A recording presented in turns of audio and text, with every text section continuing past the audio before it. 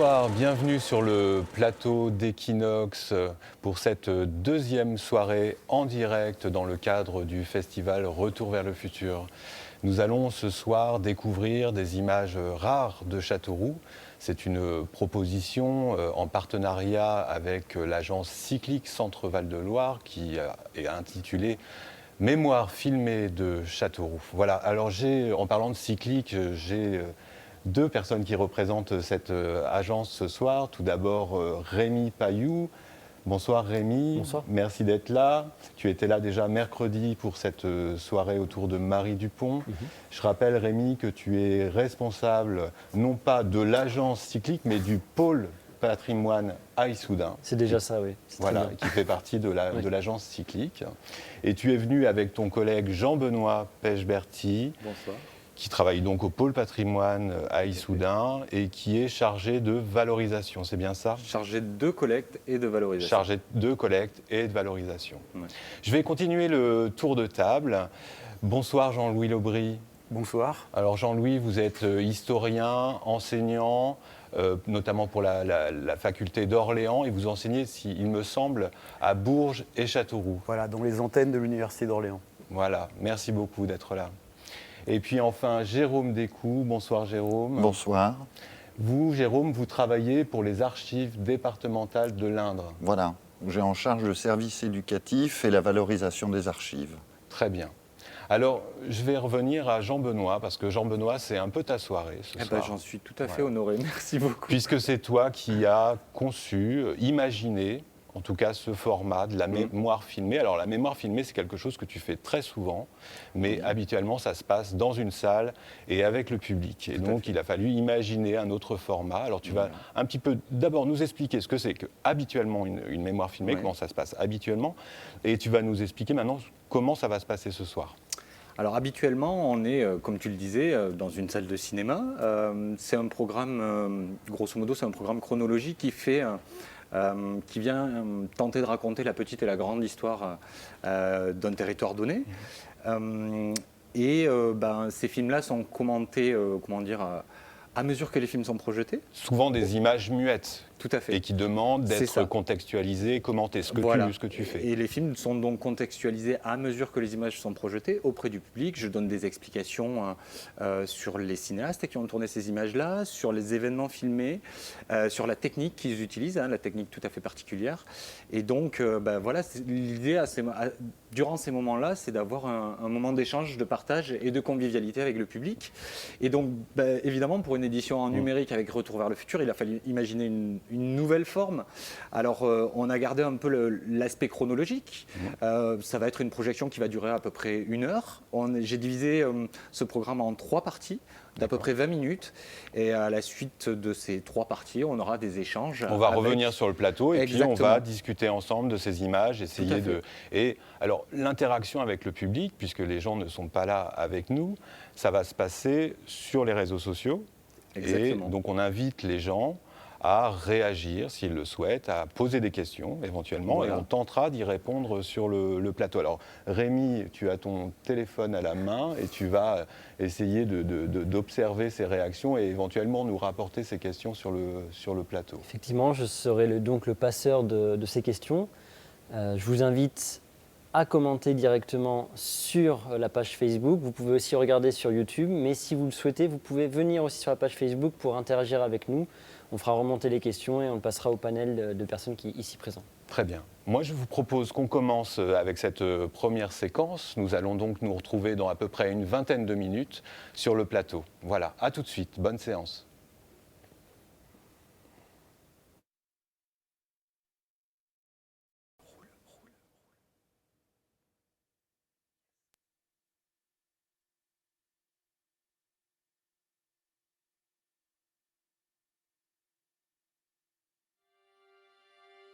Les films de Camille Blanchard sont les plus anciens films amateurs tournés à Châteauroux que nous conservons à Cyclique. Voici la place Gambetta telle qu'elle était au milieu des années 1920, vers 1924-1925 plus exactement. À l'image, nous découvrons la fille de Camille Blanchard, Marie-Thérèse. Camille Blanchard est née à Issoudun le 2 juin 1890. Il fait ses études dentaires à la faculté de médecine de Paris. Lauréat et diplômé de l'école dentaire de Paris, il devient chirurgien dentiste et se partage entre 3 cabinets dentaires dans l'Indre. Il commence à tourner des films avec une caméra Pathé Baby 9,5 mm vers 1924-1925. C'est d'ailleurs avec cette caméra qu'ont été tournées ces images. Si cette séance débute avec un film de famille, c'est que le film de famille, c'est l'acte de naissance, le fondement du cinéma amateur. Si on devait définir en quelques mots ce qu'est le film de famille, c'est célébrer et enregistrer les moments heureux que l'on partage avec ses proches et sa famille. Nous voici à présent place Lafayette, à côté de la fontaine Poudre-Mijotte, du nom du receveur des finances de Châteauroux qui l'avait financée. Elle fut construite vers 1887 et elle a été démontée en 2004. Il est important de préciser qu'au milieu des années 1920, c'est le tout début de la pratique du cinéma amateur. Elle reste réservée à certaines catégories de la population, comme les professions libérales, les commerçants, les chefs d'entreprise, ou encore les patronages laïques et religieux. Pour se donner un ordre d'idée, une caméra Pathé Baby 9,5 mm, c'est l'équivalent d'un mois de salaire d'un ouvrier, soit 350 francs de l'époque. Au milieu des années 1920, les caméras Pathé Baby sont à manivelle et montées sur pied. Cela impacte directement l'aspect esthétique des films. L'image conserve un cadre fixe et ce sont plutôt les sujets à l'intérieur du cadre qui sont mobiles. Il faut aussi faire 2 tours de manivelle par seconde pour obtenir une cadence minimum de 16 images par seconde.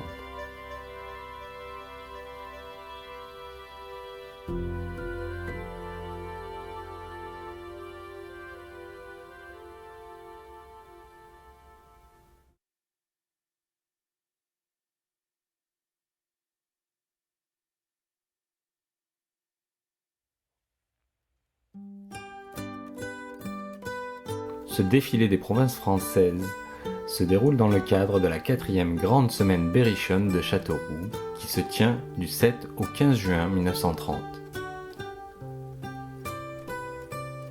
Ce défilé des provinces françaises se déroule exactement le dimanche 8 juin 1930. Il débute à 14h30 et part de l'avenue de la Châtre pour rejoindre le jardin public de Belle-Île, passe par la rue Grande, la rue Bertrand, la place Saint-Cyran, rejoint la place Voltaire où se tiennent les stands d'exposition et se rend ensuite dans les autres rues du centre-ville.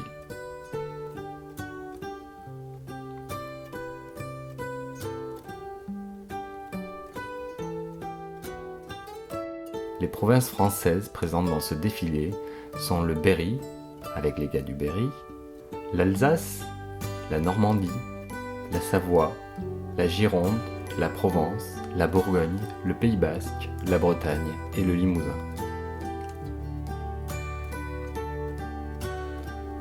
Lors du défilé, les provinces françaises sont accompagnées de la musique municipale de Châteauroux et de la fanfare de Cluis. Le soir, à partir de 21h30, une grande soirée de gala est donnée au jardin public, à Belle-Île. Toutes les provinces françaises donnent des représentations musicales devant un public venu nombreux. D'ailleurs, la presse de l'époque parle de 10 000 personnes venues pour cette journée du dimanche 8 juin 1930.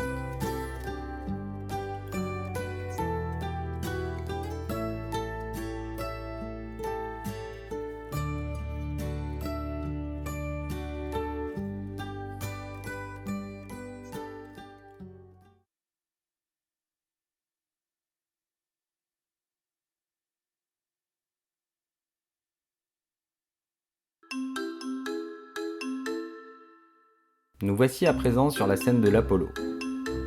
En 1933, l'Apollo est un théâtre dont le propriétaire est Maurice Brimbal. Le théâtre Apollo a ouvert ses portes au public le 11 septembre 1920. Camille Blanchard s'achète une caméra 16 mm en 1929. C'est d'ailleurs avec cette caméra qu'il tourne cette séquence le 4 janvier 1933 sur la scène de l'Apollo. Camille Blanchard participe et filme avec le dentiste Castelroussin Georges Palmier à la pose de 3 implants dentaires en or sur le lion Prince. Ce lion est alors en représentation sur la scène de l'Apollo avec sa maîtresse, danseuse, charmeuse de serpents et dompteuse, Sarah Carritt. Cet événement la fera connaître et la rendra célèbre en Europe. En effet, des opérateurs de chez Pathé ont eux aussi filmé cette scène insolite. Intitulé Prothèse dentaire sur un lion, il fut l'un des sujets du Pathé Journal du 8 février 1933 et fut diffusé dans de nombreuses salles de cinéma en France et à l'étranger. Si cette histoire est inédite, elle a plutôt mal tourné par la suite. Le lion prince ne s'est pas véritablement bien remis de cette pose d'implant en or. Souffrant, l'animal a dû être abattu. Il a d'ailleurs fini en côtelettes servies à l'Hôtel de France à Paris. Le format de pellicule utilisé par Camille Blanchard est le 16 mm. Ce format fait son apparition en 1923 sur le marché français. Il est vendu par la firme Kodak afin de concurrencer Pathé et offrir un format moins cher que le 35 mm utilisé par les professionnels.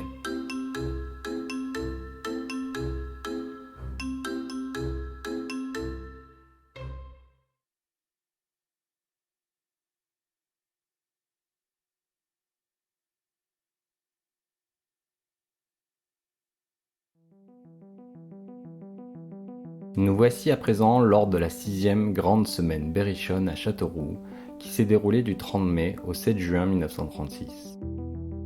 Nous sommes place Voltaire, en arrière de l'église Saint-André, où se trouvent tous les stands d'exposition.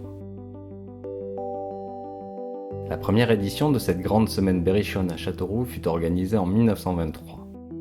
Elle était organisée tous les 2 ans, mais il n'y a pas eu d'édition en 1929, elle fut reportée à 1930.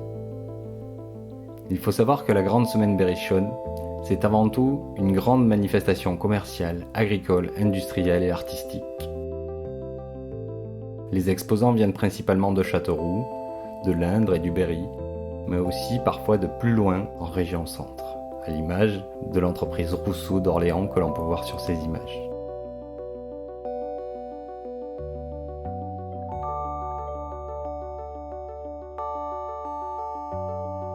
On retrouve parmi les stands présents celui de la belle famille de l'auteur de ces images, la droguerie centrale Billard de la rue Victor Hugo, qui vend notamment les produits Balmain, le roi des produits à détacher. Joseph Limousin, l'auteur de ces images, est né en 1908 à Châteauroux. Il commence à tourner des films en 16 mm en 1936. Il travaille alors dans la droguerie centrale Billard, où il développe le rayon photographie et crée un rayon cinéma. Il participe à l'animation de la Grande Semaine berrichonne et a été président du comité des fêtes de Châteauroux.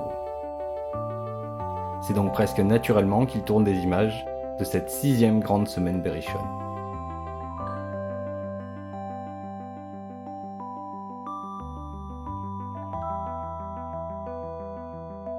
Sur cette séquence, nous sommes le dimanche 30 mai 1936.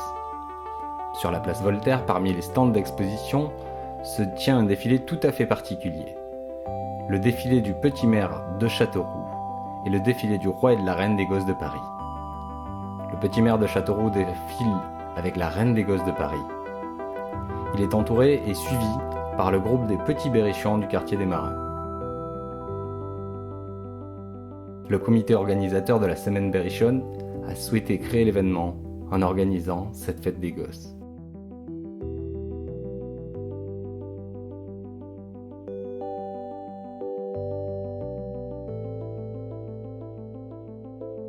On retrouve aussi dans le cortège les enfants de la commune libre de la rue Grande et de la rue Bertrand. Cette grande semaine berrichonne a été un franc succès. Les 2 premiers jours de la manifestation ont reçu quelques 30 000 visiteurs, selon la presse de l'époque.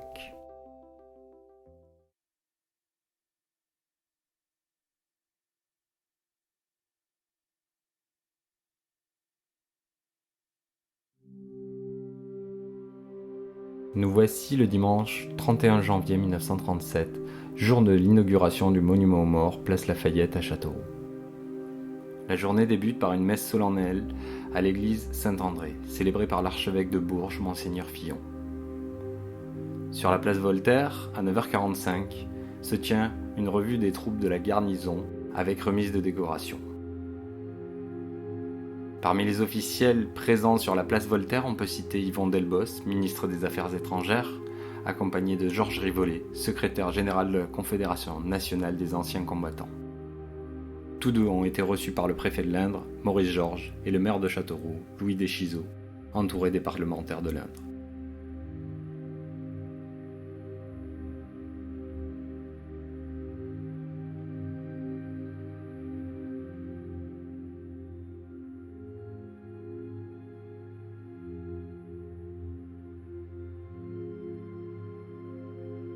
Les officiels sortent à présent de la mairie de Châteauroux.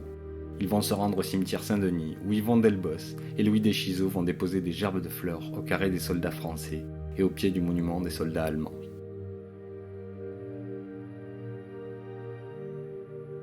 À droite sur l'image, il s'agit d'Ernest Nivet, célèbre sculpteur berrichon qui a réalisé le monument aux morts inauguré ce jour-là. L'arrivée des officiels, ici, de gauche à droite, nous retrouvons Louis Deschizeaux, Yvon Delbos, Paul Bénazet, sénateur de l'Indre, et Maurice Georges, préfet de l'Indre.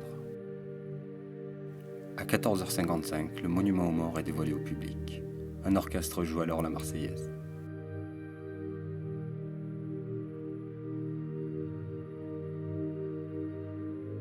À gauche sur ces images, Yvon Delbos, ministre des Affaires étrangères, et à droite, Louis Deschizeaux, maire de Châteauroux. Ici la tribune des officiels avant la prise de parole.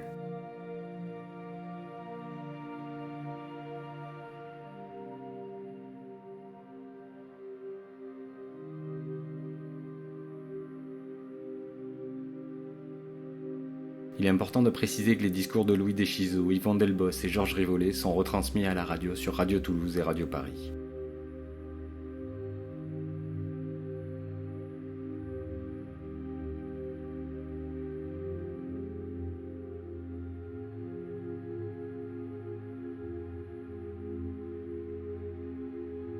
Le contexte géopolitique européen est particulièrement difficile et tendu.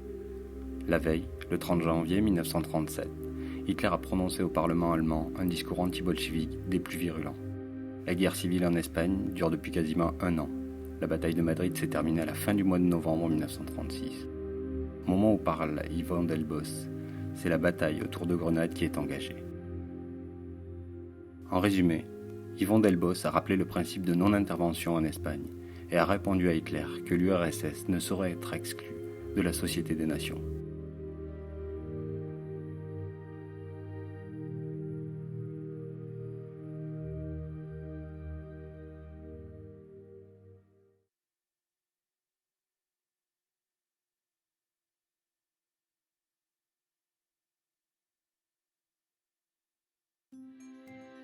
Nous sommes place de la République. Le dimanche 4 juillet 1937, il s'agit du deuxième jour de ces festivités du millénaire de Châteauroux. Il est 10h d'ailleurs quand ces festivités débutent. Un régiment militaire d'Écossais avec cornemuse a été invité. Ce sont les Pipes and Drums du 2e bataillon de Seaforth Highlanders. Le cortège mené par les gars du Berry se dirige ensuite vers la bibliothèque de Châteauroux, où est inaugurée une stèle commémorative par le maire, Louis Deschizeaux. Le cortège fila ensuite vers le quartier Saint-Christophe pour terminer à la préfecture. La journée fut clôturée par une fête de nuit au jardin public.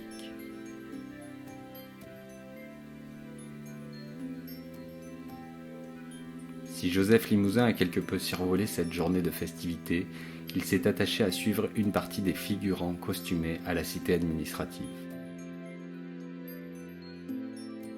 Ces figurants représentent bien évidemment les différentes époques qu'a traversé la ville de Châteauroux.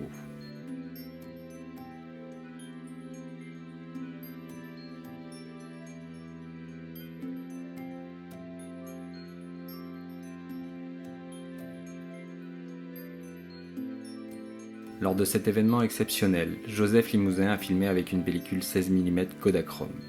Il s'agit d'un procédé couleur qui fait son apparition en 1935 pour le 16 mm et en 1936 pour le 8 mm et le 35 mm.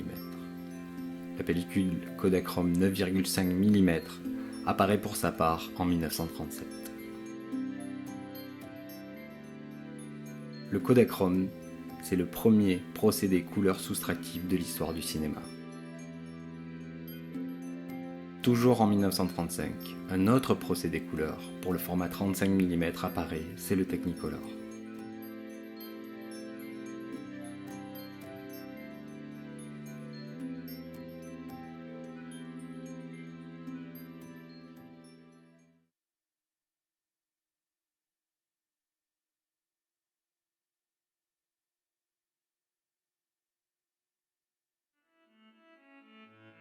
Le congrès eucharistique de Châteauroux s'est tenu du 1er au 4 juin 1939. Sur ces images, nous sommes le samedi 3 juin 1939 vers 16h, lors de l'arrivée à la gare de Châteauroux du nonce apostolique, Monseigneur Valerio Valeri. Il est accompagné de Monseigneur Fillon, archevêque de Bourges. Tous deux prennent place dans la voiture qui va les amener à la place Voltaire.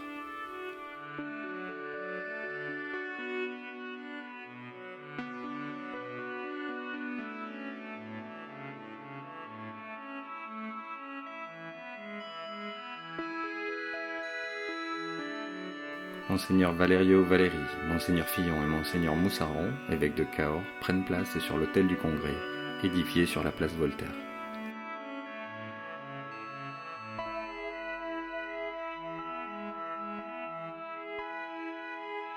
Nous sommes désormais le dimanche 4 juin 1939, sur les coups de 11h. Le cortège pontifical traverse la place pour se rendre à l'autel du Congrès. Le cortège se compose ainsi, les enfants de chœur, les jeunes moines, les clercs et tous les prêtres venus des 4 coins du diocèse. Viennent ensuite les chanoines, les archevêques et les évêques. Puis enfin, le nonce apostolique Monseigneur Valerio Valeri, coiffé de la mitre et habillé d'une chasuble d'or.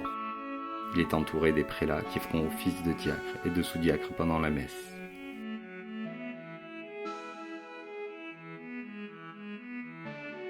Monseigneur Signargou, maître de chapelle de la cathédrale de Bourges, dirige un chœur de 3000 personnes. C'est la messe royale de Dumont, connue aussi sous le nom de Henri de Thiers, qui est interprétée. Durant cette messe pontificale, des présents sont offerts par les groupes de la jeunesse agricole catholique et de la jeunesse indépendante chrétienne.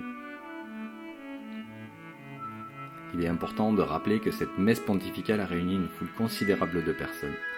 La foule sera d'ailleurs encore plus nombreuse lors de la procession dans les rues de la ville.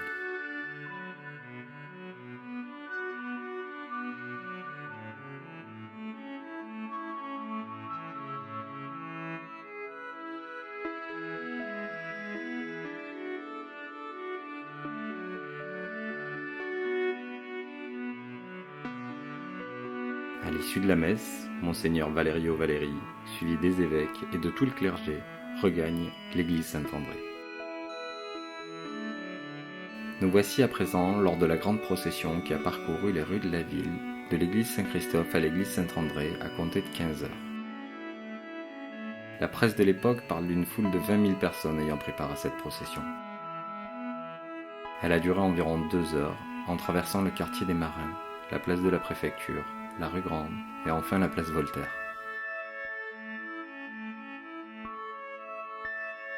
Cette procession était composée de nombreux groupes de personnes, parmi lesquels on peut citer les jeunes filles et les jeunes garçons des différents patronages de l'Indre, les communiantes en blanc avec les religieuses de Notre-Dame de Vierzon, les louveteaux, les Jeannettes et les croisés en costume, les cliques et les fanfares, les groupes de la jeunesse agricole catholique, de la jeunesse ouvrière chrétienne et de la jeunesse indépendante chrétienne.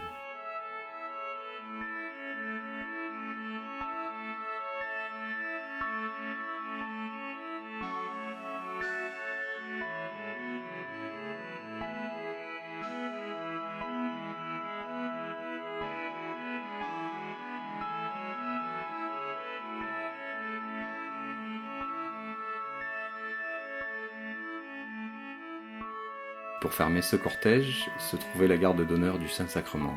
Saint-Sacrement qu'on retrouve d'ailleurs porté sous un dé sur ces images. Puis enfin viennent Monseigneur Valerio Valeri et Monseigneur Fillon. Cette journée de clôture du congrès a, selon la presse, réuni 60 000 personnes au total.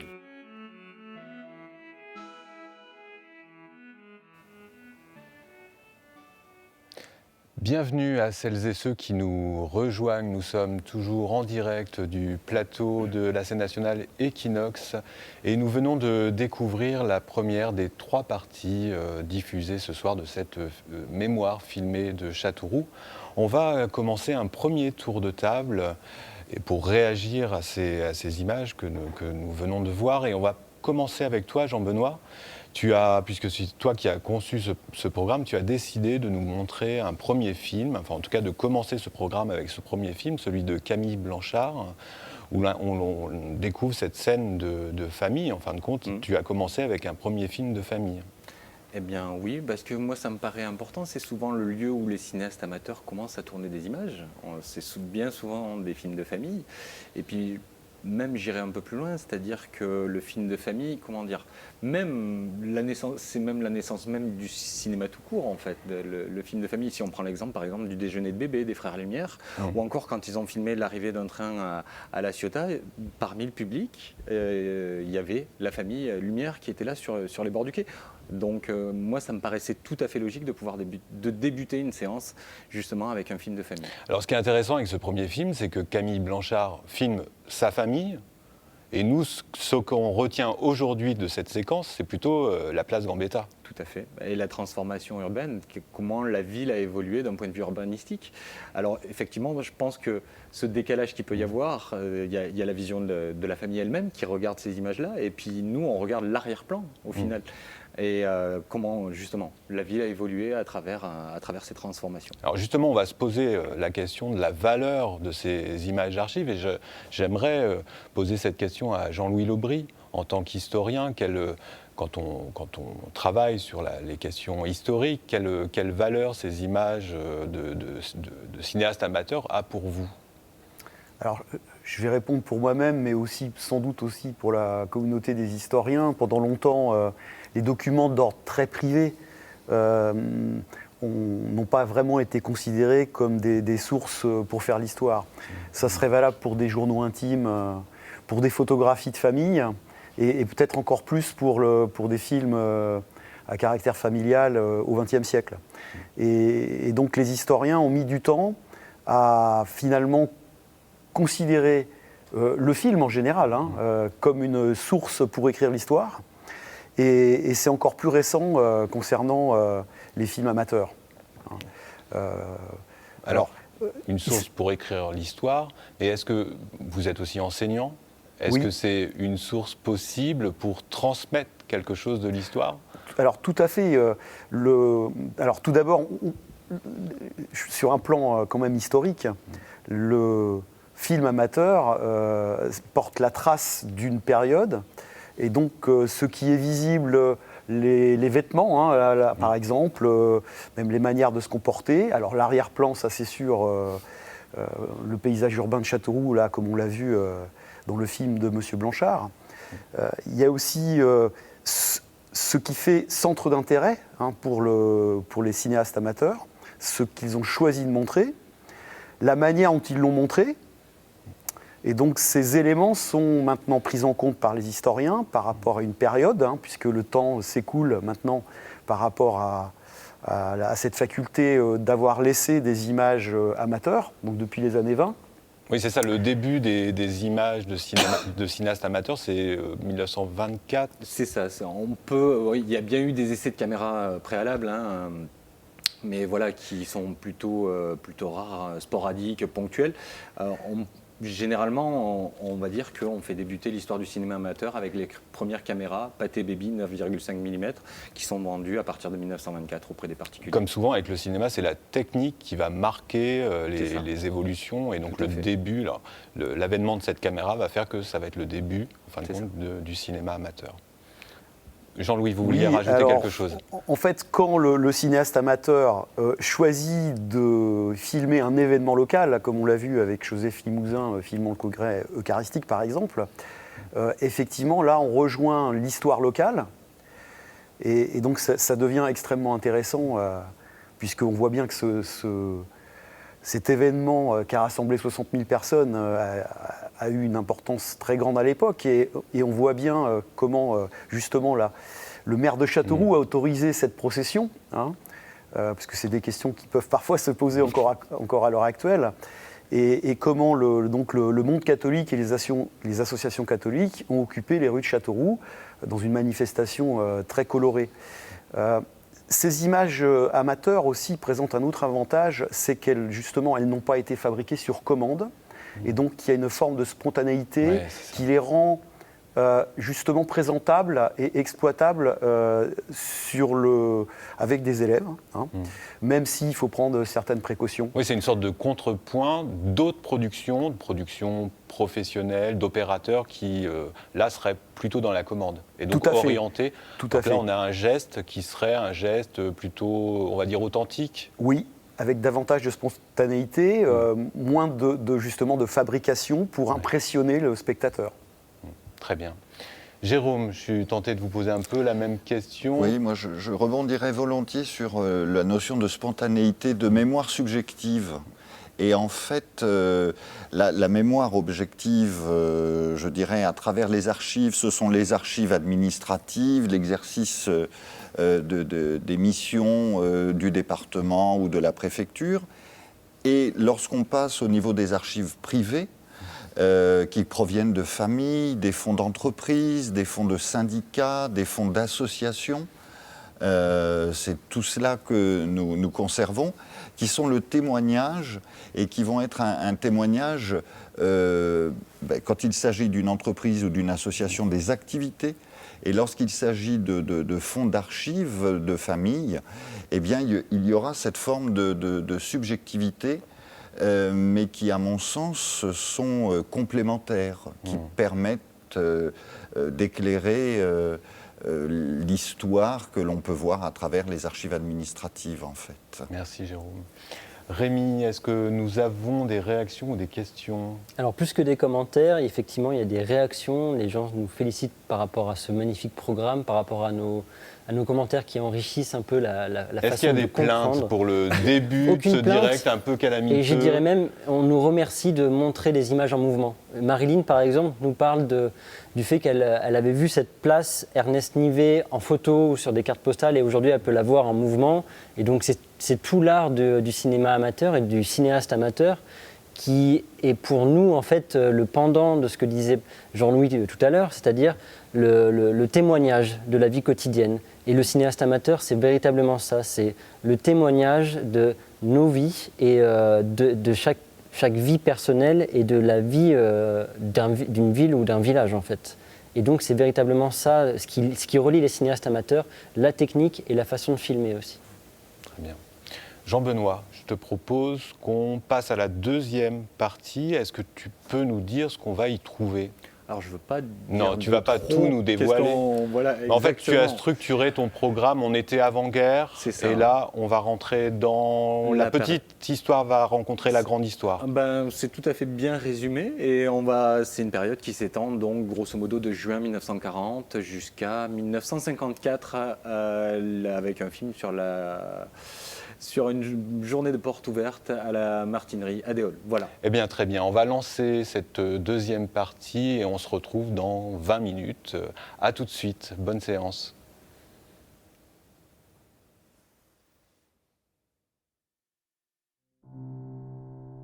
Nous voici à l'entrée de Châteauroux, avenue de Tours. Nous sommes sans doute à la fin du mois de juin 1940, suite au bombardement allemand. Aux images de joie des enfants du couple Pinchot-Roumet répondent les images d'une population qui fuit, cyclistes, voitures et camions chargés. C'est l'exode.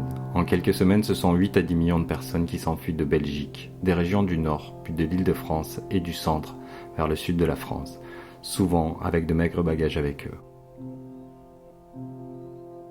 Nous découvrons ici les abris anti-aériens qui ont été construits sur la place Voltaire pour se protéger des bombardements.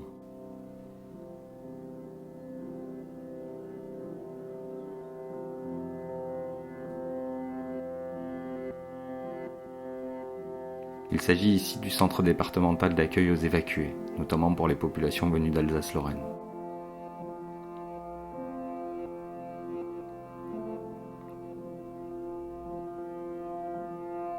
Un arrêté de la préfecture de l'Indre du 19 juin 1940 demande aux populations de ne pas partir, malgré les bombardements sur Issoudun, Levroux, Valençay et Châteauroux, les 19 et 20 juin 1940. Cet arrêté a été relayé par Louis Deschizeaux, maire de Châteauroux, qui votera les pleins pouvoirs à Pétain le 10 juillet 1940.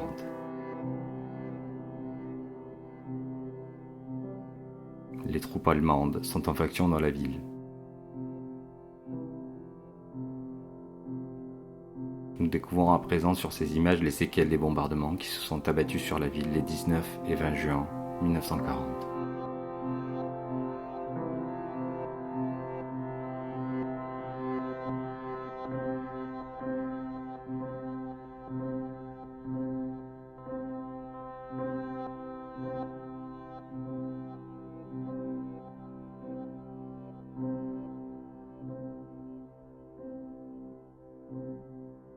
Marthe et Robert Panchaud-Roumet ont fait l'acquisition d'une caméra 8 mm à la fin des années 1930. Ce film semble avoir été tourné par Monsieur Panchaud-Roumet, qui était alors agent immobilier rue de la Gare à Châteauroux.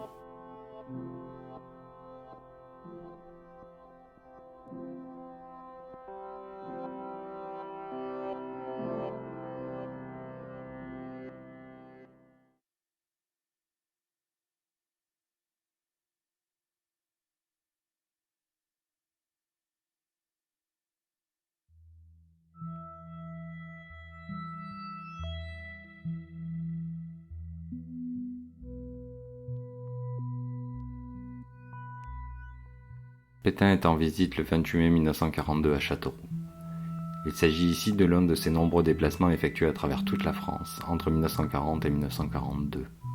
Il s'agit pour lui d'asseoir sa popularité auprès du peuple, en plus de la propagande officielle. Après un dépôt de gerbes de fleurs au monument aux morts, place Lafayette, il se rend ensuite au centre social, rue de la République, pour visiter l'exposition de la quinzaine impériale, une exposition sur l'empire colonial français.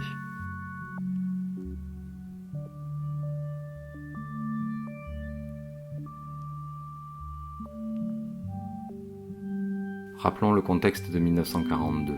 C'est la collaboration active du gouvernement de Vichy à la déportation des Juifs. En juin 1942, c'est la rafle du Veldiv.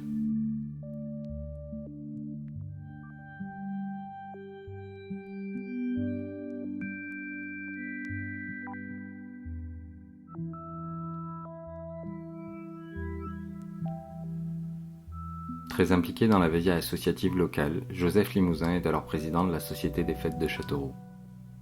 Cette société a participé à l'organisation de cette exposition coloniale, visitée par Pétain le 28 mai 1942.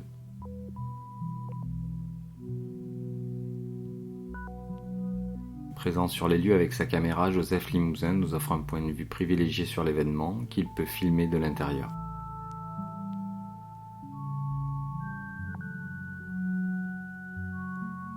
C'est le maire de Châteauroux, Louis Deschizot, qui fait la visite de cette exposition au maréchal Pétain.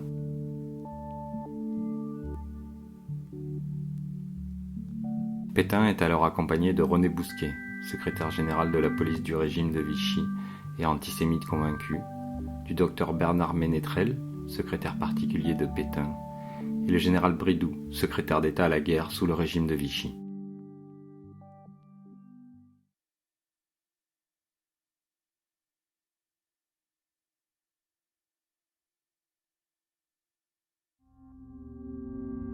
Le 17 août 1944, la gare de Châteauroux est prise pour cible par les bombardements alliés.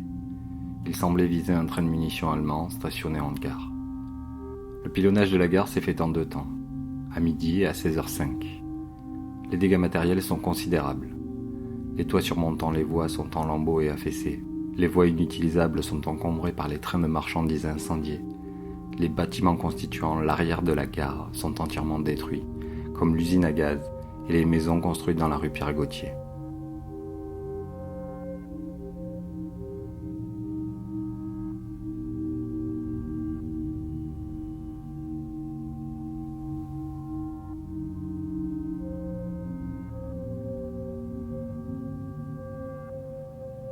Les environs immédiats de la gare ont eux aussi subi des dégâts importants. L'hôtel du Faisan est très endommagé, comme l'hôtel du Berry, et les maisons qui le suivent jusqu'au coin de la place Voltaire et de la rue Napoléon-Chez.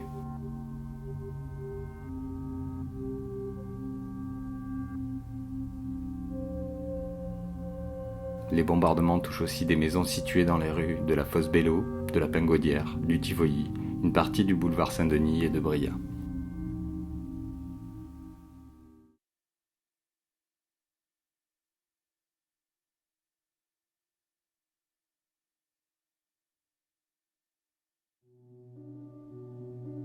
À la fin de l'été 1944, le Bas-Berry connaît une situation originale et paradoxale.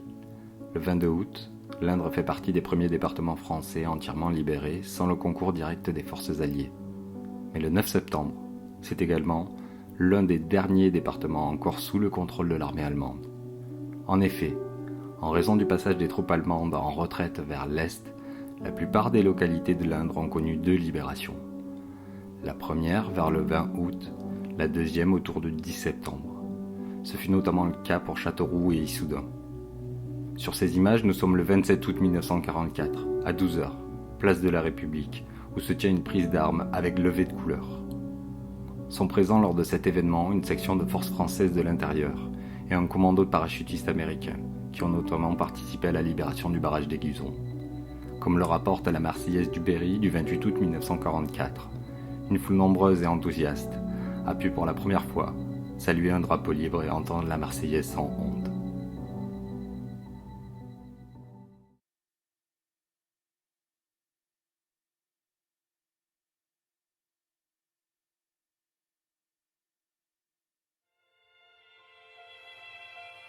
Nous voici devant la préfecture de Châteauroux. Nous sommes le 14 septembre 1944, lors de la célébration de la seconde libération de la ville.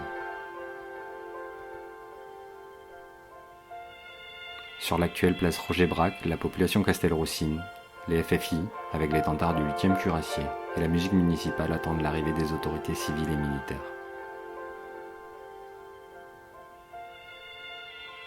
À gauche, il s'agit de Pierre Boursicot, commissaire de la République. À droite, Jean Laporte, préfet de l'Indre. Nous retrouvons aussi Roger Brac, secrétaire général de la préfecture, Baudin, Henriet et les membres du comité départemental de libération, l'état-major et les commandants des troupes des forces françaises de l'intérieur.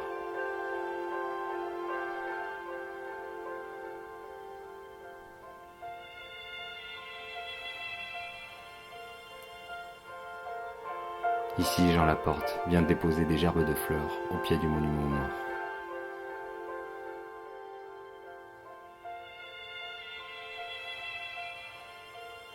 Ensuite, dans la préfecture, s'est tenue la nomination de Jean Laporte à ses fonctions de préfet de l'Indre.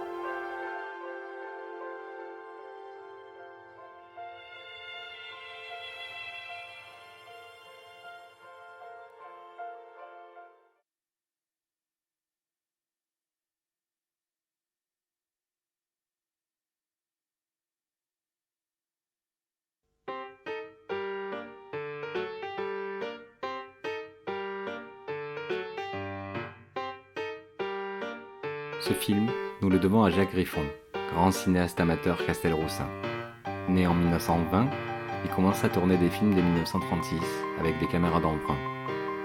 Il achète en 1946 sa première caméra 8 mm Paillard et saisit à de multiples reprises les événements de la vie locale castelroussine, comme cette parade du cirque Pinder.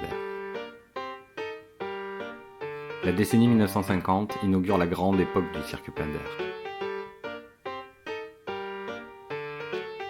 Ici, sur ces images, le monstre marin transportant l'orchestre du cirque, qui tient dans ses pattes une mine.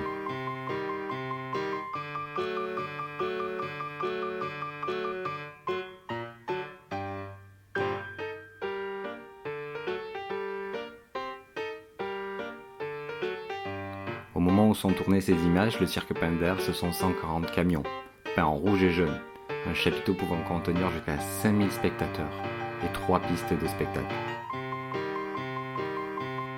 Le succès ira grandissant dans les années 1960 avec la diffusion sur l'ORTF des spectacles du cirque et la participation à des jeux radiophoniques.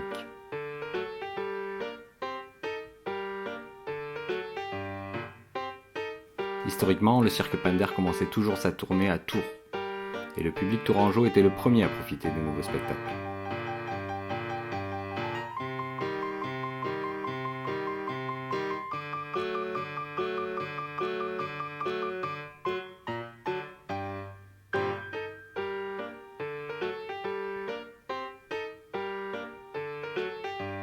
La parade se tient ici dans la rue Victor Hugo, à proximité des Nouvelles Galeries. À Châteauroux, le chapiteau était dressé sur la place Voltaire.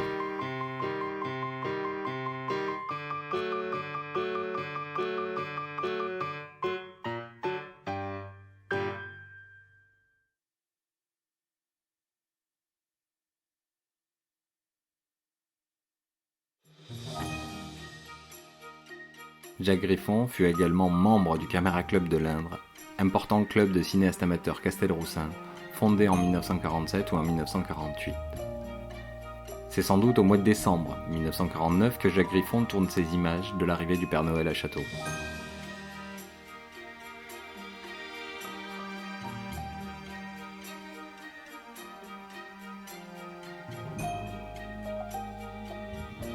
C'est une foule considérable de personnes qui sont venues avec leurs enfants à la rencontre du Père Noël.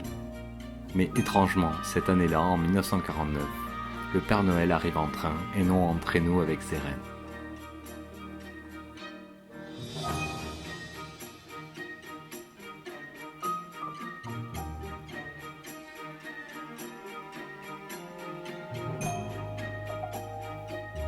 À Châteauroux, pas de traîneau ni de reine, mais une bonne vieille de chevaux pour se rendre jusqu'aux Nouvelles Galeries.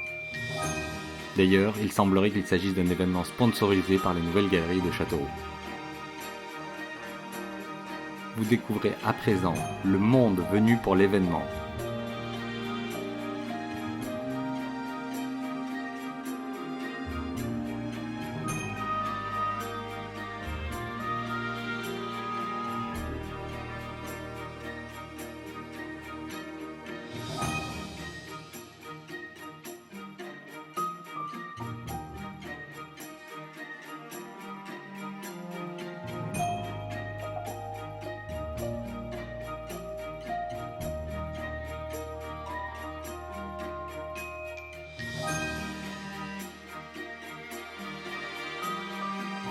Le magasin des Nouvelles Galeries est plein à craquer de monde, que ce soit les adultes ou les enfants qui attendent avec impatience le Père Noël et ses cadeaux.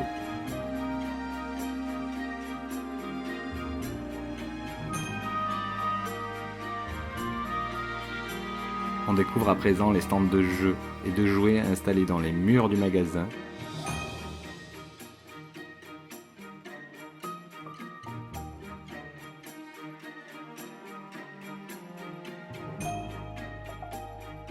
C'est la magie de Noël, mais c'est aussi une très bonne opération commerciale pour le magasin des Nouvelles Galeries.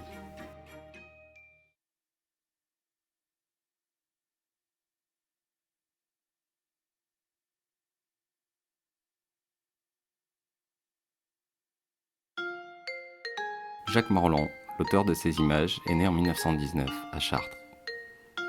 Après une formation de paysagiste, il devient directeur de la Fédération des chasseurs de l'Indre.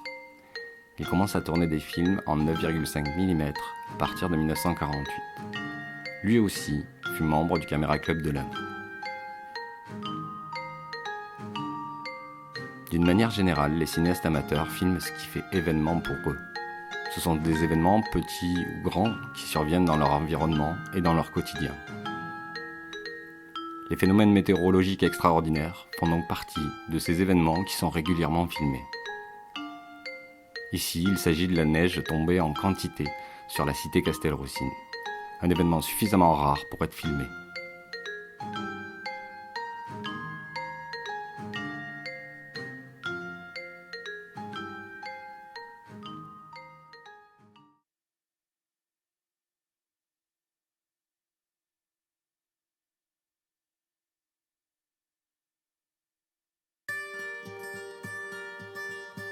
Afin de comprendre les images qui vont suivre, il convient de faire un rappel géopolitique du contexte en 1952.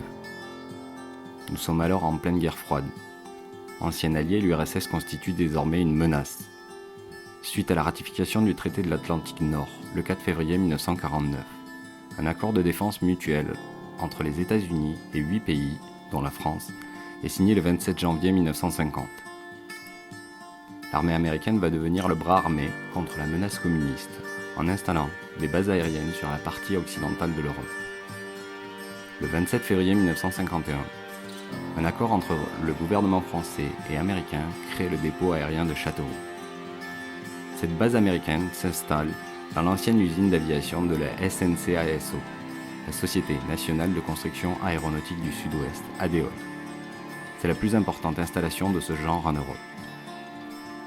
Les Américains vont construire une piste d'envol de 2549 mètres, une piste de circulation et remettre les bâtiments en état. La base de Châteauroux-des-Halles fournit un matériel aérien aux pays adhérents de l'OTAN et en assure l'entretien. Elle approvisionne aussi en matériel ses propres forces aériennes situées en Europe et en Afrique du Nord. De l'auteur de ces images, nous ne savons que peu de choses. Robert Viard était professeur d'histoire au lycée Jean Giraudoux à Châteauroux et sûrement membre du Caméra Club de l'Indre. C'est grâce à Jacques Griffon, cinéaste amateur castelroussin et membre du Caméra Club de l'Indre, que nous avons en dépôt les films de Robert Viard à Cyclique Centre-Val de Loire.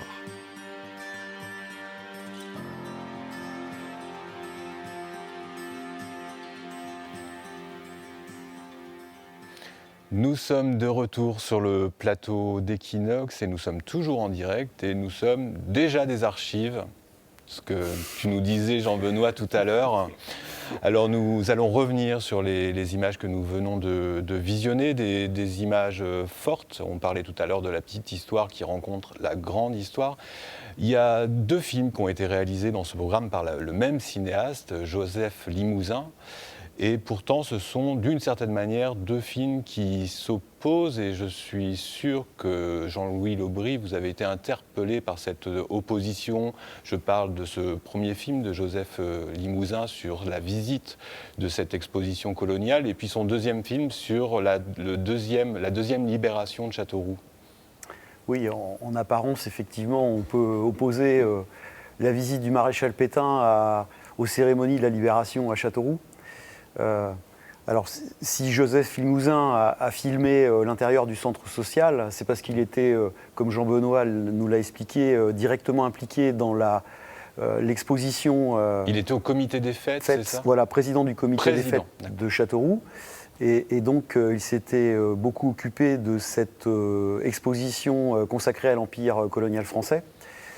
Et donc, effectivement, il en a profité pour filmer la visite du maréchal de l'intérieur.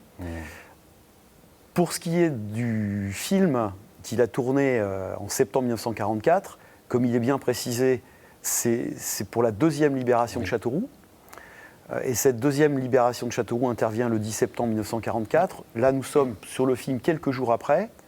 Et Joseph Limousin a filmé l'installation officielle du préfet de l'Indre, accompagné du commissaire de la République, c'est-à-dire l'équivalent du préfet régional de Limoges, cérémonie qui en fait marquait le rétablissement de la légalité républicaine, c'est-à-dire des autorités officielles de l'État.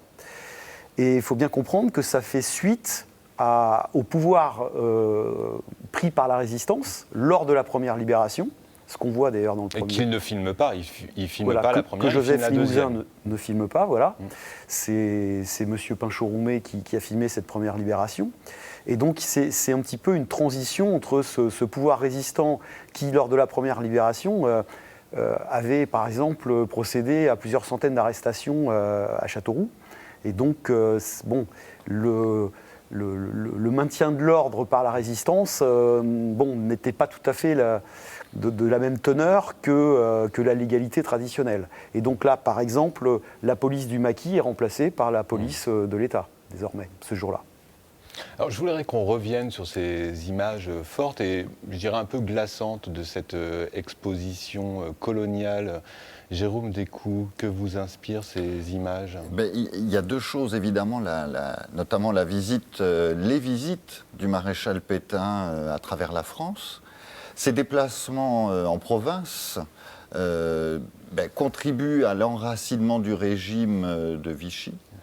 Alors ça, c'est le déplacement physique, on va dire, du maréchal à l'échelle du territoire. Et puis derrière, ce que nous avons, que nous conservons notamment au niveau des archives départementales, c'est une multitude de documents de propagande, alors liés notamment au maréchal Pétain, ces documents que Jean-Louis connaît bien.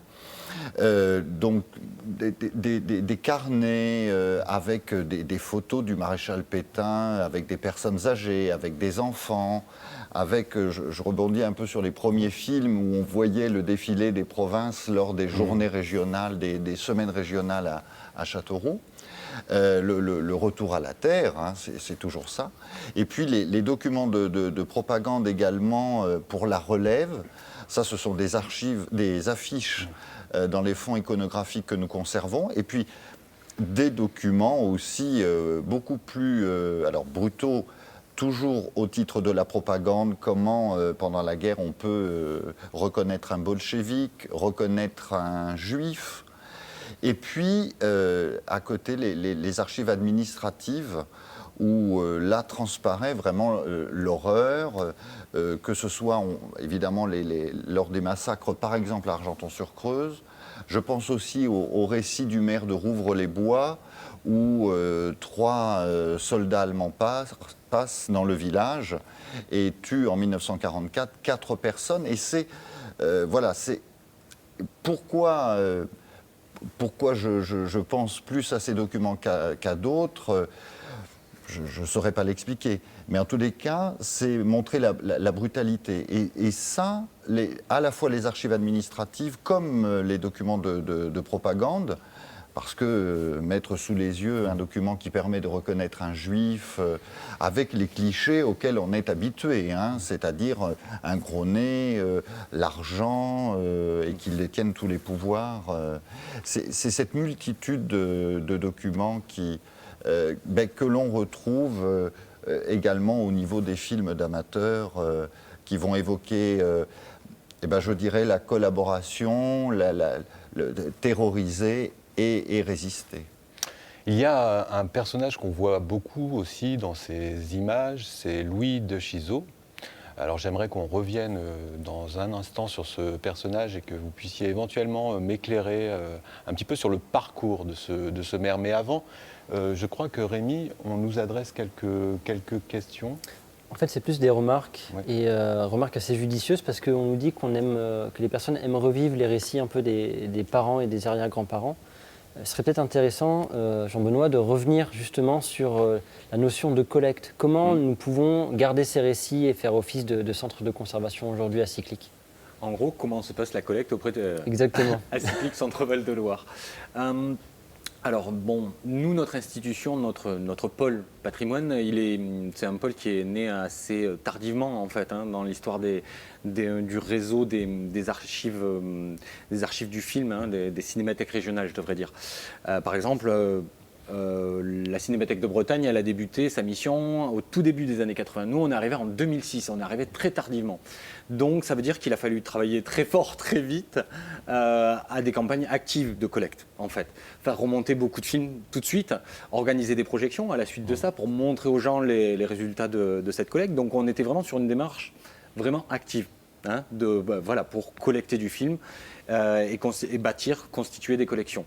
Ça, c'était au tout début. Maintenant, ça a un peu changé, et notamment aussi à cause de la pandémie. Hein, on a été obligé de pas procéder tout à fait de la même manière, mais ça veut dire que là, on était sur un procédé actif. Ce qui se passe maintenant, c'est un peu plus mixte, c'est-à-dire que on fait aussi toujours cette campagne active de collecte active, mais les gens commencent à connaître un tout petit peu. Je ne dis pas qu'on est très connu, mais les gens commencent à connaître la structure et d'eux-mêmes se déclarent, disant mon père, mon grand-père, a tourné des films.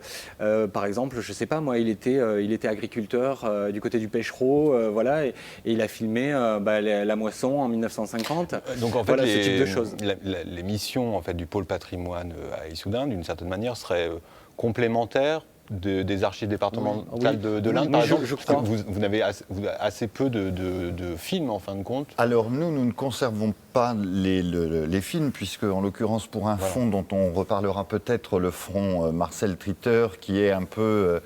on pourrait qualifier Marcel Tritter de chroniqueur de la vie castelroussine des années 80-90 à travers les opérations urbaines que la ville a connues, et notamment la construction d'Equinox. Et notamment pour Tritter, c'est Cyclique à qui nous avons confié les films, et nous conservons les photos, la collection de photographies qui peut être consultable sur le site des archives départementales. Mais les archives départementales participent aux opérations de collecte, et je pense évidemment à la grande collecte. Plus récemment, il y a eu l'année dernière, à l'occasion de la pandémie, également un certain nombre de sites d'archives qui ont participé à des collectes d'archives, la vie pendant la pandémie, pendant le confinement. certainement. Quand on pense aux archives audiovisuelles, souvent on pense à l'INA. Oui. Et est-ce que l'INA s'intéresse aux films de cinéastes amateurs? Un temps, ils ont voulu s'y intéresser, mais ça, c'était INA Mémoire Partagée, ça s'appelle. Exactement, et ça a été... Mais peut-être que Rémi est Oui. mieux placé que moi pour parler de l'INA, mais... Alors, l'INA, il faut savoir qu'en fait, fait le pendant de ce que nous on fait. Les structures nationales, l'INA, la BNF, font ce que l'on appelle le dépôt légal. Donc il y a un dépôt qui est fait régulièrement par les structures privées ou même publiques dans ces institutions-là. Mais là, on parle de films très professionnels et on parle de quelque chose qui est de l'ordre de l'obligation. Les structures comme l'INA et la BNF ne prennent pas en compte les films amateurs et c'est pour cela que Jean-Benoît a parlé de la Cinémathèque de Bretagne et de l'ensemble des centres d'archives et des cinémathèques situés en France se sont fédérés avec plusieurs réseaux pour prendre en compte ce format qui est unique. On appelle ça un film inédit puisqu'il n'en existe qu'une seule copie. Et c'est ça la spécificité de ce film. C'est pour ça qu'il y a des locaux aujourd'hui qui sont spécifiques, comme Cyclique. Aujourd'hui, nos collections sont d'environ 25 000 supports. Et sur ces 25 000 supports, on fait un travail véritablement de sélection. On crée des véritables collections. Au-delà d'un fond, il y a une collection qui en ressort. Et le travail de Jean-Benoît, le travail de terrain, c'est d'aller voir ces personnes, d'avoir ce rapport humain, d'échanger sur le fond, la forme aussi, puisqu'il y a différents formats. On passe du 8 mm jusqu'au 17,5 mm. On parle de format substandard. Et alors là, s'enclenche une discussion sur la création d'une mémoire commune. Qu'est-ce que la mémoire commune? C'est véritablement ce que l'on va retirer de ces films et ce que l'on voit aujourd'hui à travers ces images. Alors justement, on va revenir aux images qu'on vient de voir. Et je parlais tout à l'heure de Louis Deschizeau, parce qu'en fait, ce florilège d'images que tu as constitué, Jean-Benoît, ne donne pas, en fin de compte, une histoire pleine. Elle est forcément partielle voilà. et lacunaire. Et je trouve que ce personnage, je ne sais pas si je dois dire personnage, mais on va le retrouver là dans la troisième partie qui accueille le général de Gaulle. Mais là, pour l'instant, on l'a vu accueillir le maréchal Pétain. Alors, Jean-Louis, qu'est-ce qu'on peut dire du parcours de ce maire qui est resté, enfin, qui est redevenu maire et qui a été maire jusqu'en fin des années 60, jusqu'en 1967. Oui, c'était une personnalité qui n'avait au départ aucune attache à Châteauroux. Hein. C'est ce qu'on appelle un parachutage politique en 1932 pour les élections législatives et un parachutage réussi puisqu'il est élu député socialiste de la circonscription de Châteauroux. Et en 1935, il présente une liste au municipal qui va être en grande partie élu et devient maire de Châteauroux. Voilà, et donc réélu député en 1936. Et bon, là, vous avez vu qu'il avait une belle prestance. Oui, hein, on a vu, il est très élégant. La légende veut que ses cheveux soient devenus gris et blancs dans les tranchées, alors qu'il avait une vingtaine d'années pendant la Première Guerre mondiale. Il s'était engagé d'ailleurs avant l'âge. Et après la guerre, il est devenu profondément pacifiste. Et le fait qu'il ait fait aboutir le long projet d'Ernest Nivet, qui datait des années 20 en fait, et qui aboutit à l'inauguration de ce magnifique monument aux morts, place Lafayette, ça correspond à une conviction très forte de Louis Deschizeau. Alors après, il a un parcours politique plutôt, on va dire, louvoyant. Bon, c'est un terme un peu péjoratif, mais c'est vrai qu'il vote les pleins pouvoirs, mais comme tous les parlementaires de l'Indre. Mais surtout, il persiste. Il est chargé de mission pour la propagande du maréchal à Vichy en 1940. Donc il a un fort engagement. Il est nommé maire de Châteauroux en 1941, c'est-à-dire en fait reconduit, mais plus élu, nommé par le pouvoir du maréchal, mais avec une équipe municipale qui correspond à ses anciens adversaires politiques. Et donc en 1942, au moment où le maréchal vient, les relations sont très tendues au sein de la municipalité de Châteauroux. Et donc Louis Deschizeau, lui, a prétendu qu'il avait démissionné. D'autres documents montrent qu'il a plutôt été démissionné par Vichy. Et donc il va partir en 1942. En 1945, il est déclaré inéligible et il réussit un magnifique comeback à Châteauroux en 1958 en battant un député maire de Châteauroux qui était en même temps ministre du général de Gaulle qui venait juste de revenir au pouvoir. Et il redevient maire en 1959, puisque député 58, maire 1959. Et en 1967, il faut bien que j'achève l'histoire quand même, il est battu aux élections législatives par François Gerbaud. le père de la sénatrice actuelle, dont les locaux sont juste à côté d'Equinox, et enfin la permanence parlementaire. Et donc il abandonne aussi la mairie. Il démissionne aussi de la mairie après sa défaite aux législatives pour quelques dizaines de voix. Et après lui, ça va être Gaston Petit. Voilà. Gaston Petit, qu'on apercevra dans la troisième partie. Alors, Louis Deschizeau, on va le retrouver dans cette troisième partie, justement. Il va accueillir le général de Gaulle. Tu nous as préparé un florilège, grand nombre d'événements qui se sont donc déroulés après cette guerre. Voilà. Eh bien, on y va. On va lancer cette troisième et dernière partie. On se retrouve dans quelques minutes, dans 20 minutes. À tout à l'heure.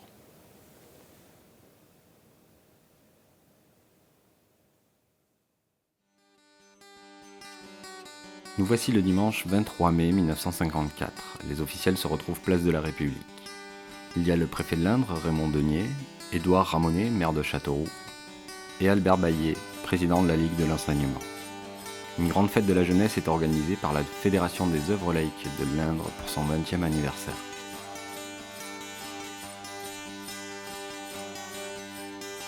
Les fêtes de la jeunesse sont des fêtes de l'école publique laïque. À quelque chose près, elles suivent sensiblement le même déroulé. Premièrement, le défilé des élèves dans les rues de la ville, comme on peut le voir sur ces images. Deuxièmement, le rassemblement des élèves, en un même lieu. Bien souvent, il s'agit d'un stade municipal. Et troisièmement, de grands mouvements d'ensemble, entrecoupés de spectacles et ou de démonstrations sportives et gymniques.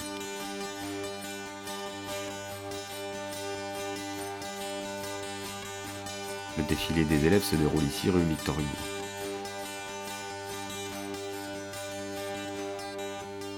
On compte 3500 élèves venus des écoles publiques de l'Indre, accompagnés de 400 musiciens.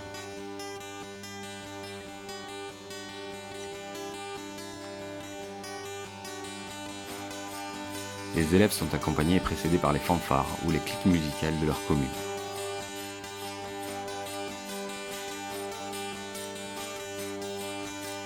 On ne le voit pas sur ces images, mais les élèves, filles comme garçons, arborent une tenue blanche et bleue.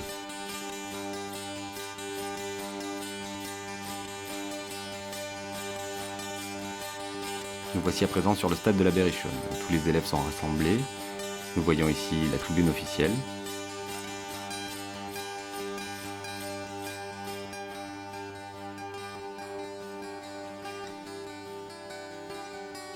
Et à droite, sur ces images, Roger Moret, député de l'Indre.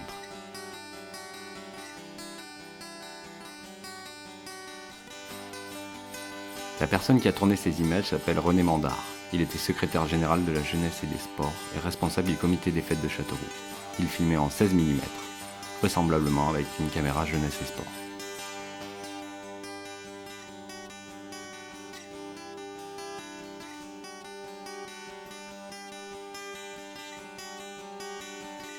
Place à présent au grand mouvement d'ensemble effectué par les élèves. Ce sont des mouvements d'ensemble synchronisés effectués en musique. Ils portent le nom de Lendit. L-E-N-D-I-T. Ces fêtes de la jeunesse sportive étaient chapeautées par l'USEP, l'Union sportive de l'enseignement du premier degré, notamment pour les enfants âgés de 9 à 14 ans. L'USEP était elle-même rattachée à la Ligue de l'enseignement, tout comme les fédérations départementales des œuvres laïques. Ces mouvements d'ensemble étaient répétés par les élèves des écoles participantes avec leurs instituteurs ou institutrices tout au long de l'année scolaire. Ce n'est que le jour J que les élèves effectuaient ces mouvements tous ensemble.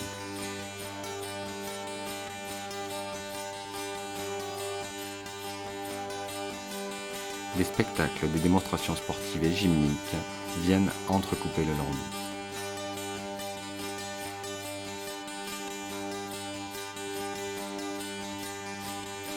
Ce type d'événement, d'un point de vue symbolique, est très intéressant. L'école républicaine et laïque affirme sa puissance, sa capacité, sa force à fédérer autant d'élèves au même endroit, au même moment. Mais au-delà de l'aspect symbolique, ces événements étaient des moments qui fédéraient énormément de monde. Il y avait les autorités politiques locales et départementales, les responsables de l'éducation nationale et du sport scolaire, les parents d'élèves et bien sûr les familles. plus de 10 000 spectateurs ont assisté à cette fête de la jeunesse en ce 23 mai 1954.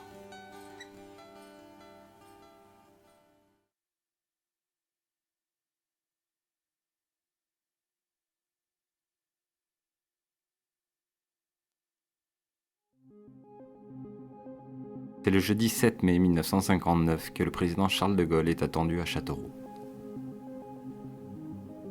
Cette visite s'inscrit dans le cadre d'un voyage présidentiel en région centre du 7 au 9 mai 1959.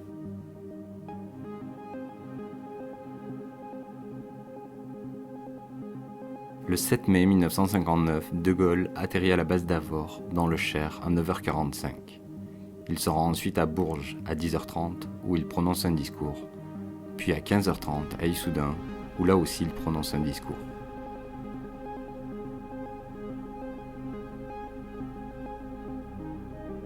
De Gaulle arrive à 16h15 à Châteauroux, avenue de Déaule, devant le monument aux morts. Il est accueilli par le 14e régiment de tirailleurs algériens.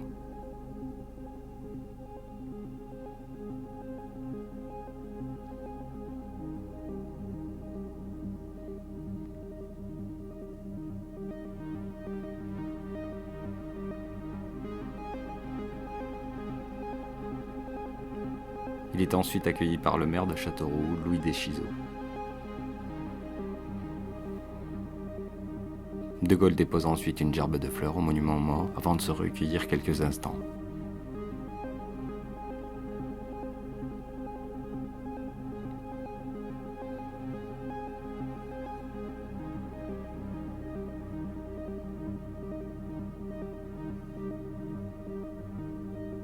Chaque visite de Gaulle est un événement et les spectateurs sont toujours très nombreux.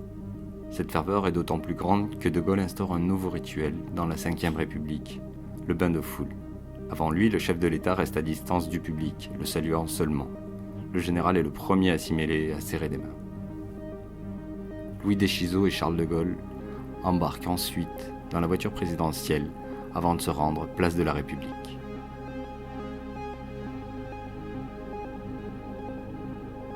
Place de la République, De Gaulle salue les gars du Berry, avant de se rendre à la mairie pour une réception.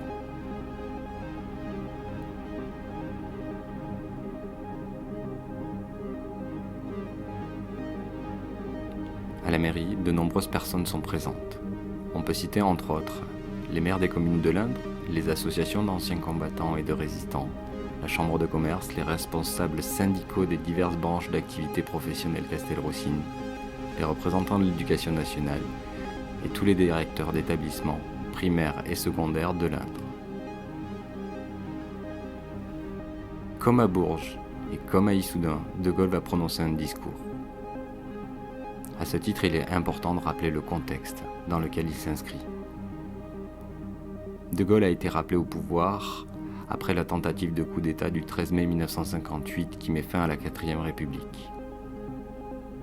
Devant le refus de la paix des braves avec le FLN le 23 octobre 1958, devant l'impossibilité d'une solution militaire et devant la poursuite des attentats, De Gaulle commence à évoquer dans ses discours le principe de l'autodétermination de l'Algérie. Ce principe de l'autodétermination de l'Algérie sera entériné par son allocution radiophonique et télévisée du 16 septembre 1959.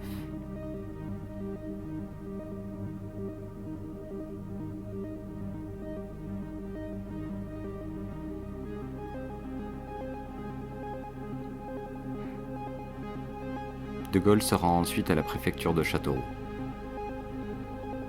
Il y arrive à 17h15.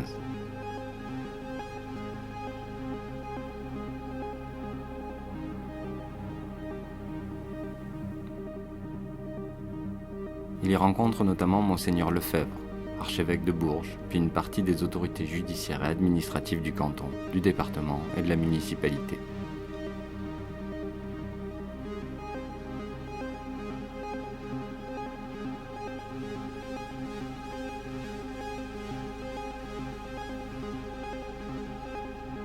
Le vendredi 8 mai, après une nuit passée à la préfecture de l'Indre, il part pour Orléans afin d'assister aux fêtes joanniques et faire une allocution depuis le balcon de la chambre de commerce.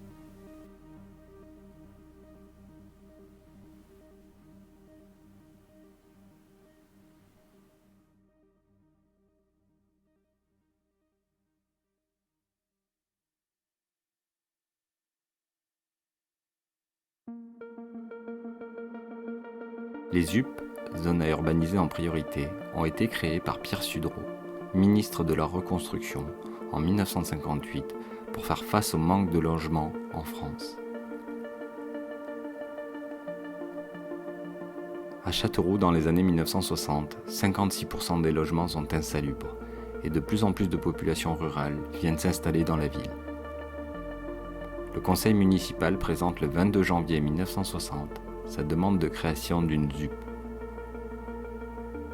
Il faut préciser qu'une réserve foncière de 192 hectares avait été constituée par la ville au lieu-dit le Champ-Auger au début des années 1950. C'est sur ce lieu que va se construire la ZUP Saint-Jean. Il s'agit de l'un des plus grands chantiers de la ville. La voirie et les différents réseaux sont réalisés en 1964.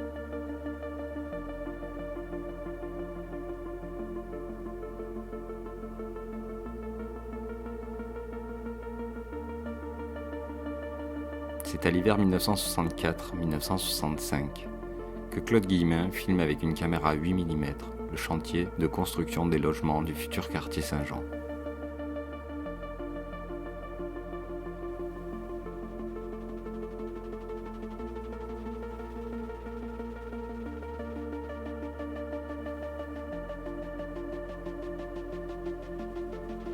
Claude Guillemin a commencé à tourner des films en amateur en 1963. Ce sont des films au sujet d'événements locaux et des films de famille. Au moment où il tourne ces images, il est maçon à Verneuil-sur-Ignerets et vient travailler sur le chantier de la construction de la ZUP Saint-Jean.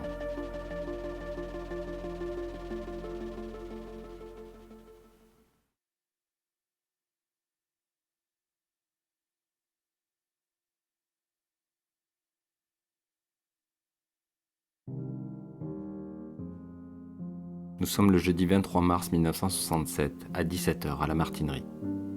Il s'agit de la cérémonie de la fermeture officielle de la base américaine.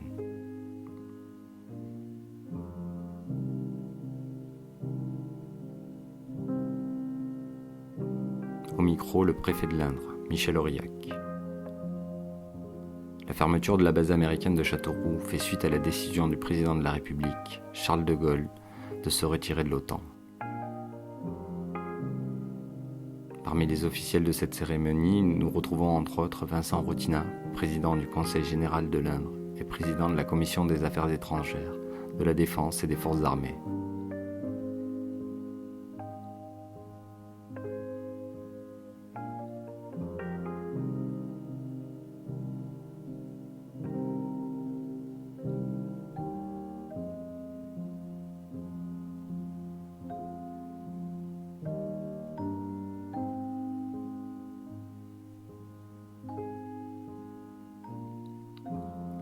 Le drapeau américain descend pour la dernière fois du mât de la cour d'honneur de la Martinerie.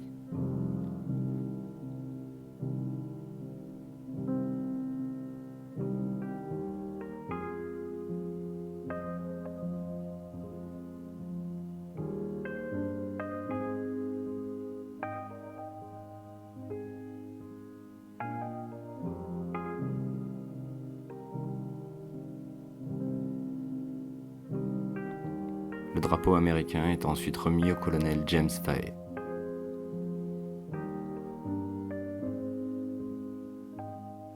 Celui-ci le remet ensuite au préfet Michel Aurillac.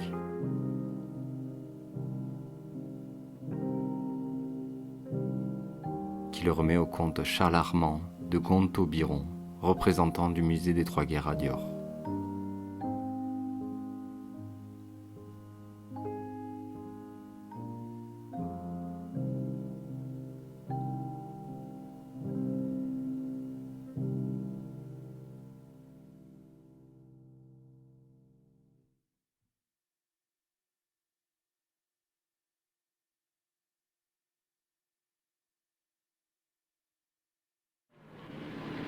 Le pouvoir a décidé la liquidation de la SMIAS. Il condamne 500 travailleurs au chômage. La police occupe l'usine et fait déménager les machines. En ce qui concerne l'ordre du jour que nous avons diffusé par lettre au personnel de la SNIAS, bien sûr, la discussion collective qui était prévue pour cet après-midi avec les travailleurs de l'usine de Déol, cette discussion collective, il est difficile pour nous de la tenir. Vous savez tous maintenant qu'un événement grave est intervenu hier soir. Pour la seconde fois en moins de 72 heures, les pouvoirs publics ont fait intervenir les forces de police contre des travailleurs qui défendent leur emploi, leur salaire. Après la SNICMA, c'est la SNIAS.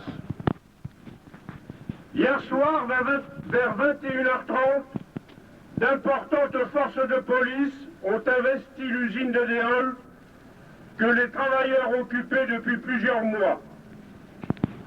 Bafouant toute législation, ne reculant devant rien, les CRS ont même investi les locaux du comité d'entreprise, comme le service social, ainsi que le restaurant géré par les travailleurs. Certains d'entre eux se voient convoqués par la direction de cet établissement.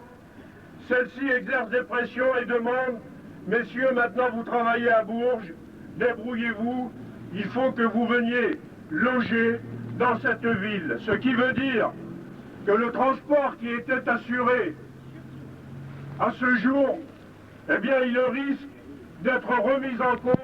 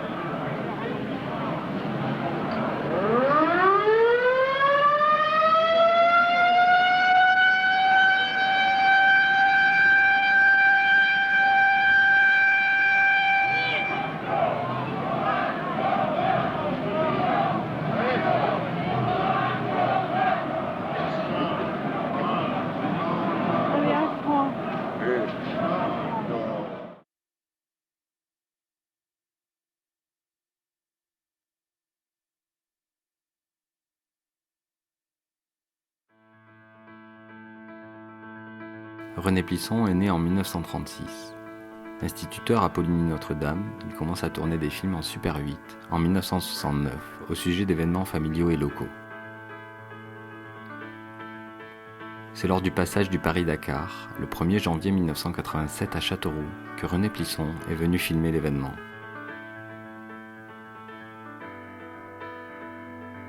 La première étape de ce Paris-Dakar 1987 reliait Versailles à Barcelone en passant par Châteauroux. Il s'agissait de l'étape de liaison d'une longueur de 1200 km avant de rejoindre l'Afrique.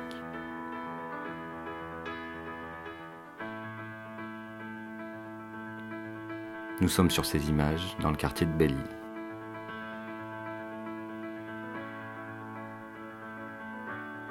Ce Paris-Dakar 1987 compte 539 pilotes engagés au départ. Côté moto, la bataille fera rage entre Hubert Auriol, Cyril Neveu et Gaston Raillet. C'est d'ailleurs Cyril Neveu qui remportera l'épreuve à moto. Côté voiture, la grande nouveauté de ce Paris-Dakar 1987, c'est l'entrée dans la compétition de Peugeot. Le modèle de voiture utilisé par Peugeot, c'est la 205 Turbo 16, celle qui a déjà fait ses preuves les années précédentes en rallye. Et d'ailleurs, c'est un coup de maître pour la marque, puisque Peugeot remporte l'épreuve voiture avec le duo Vatanen-Giraud.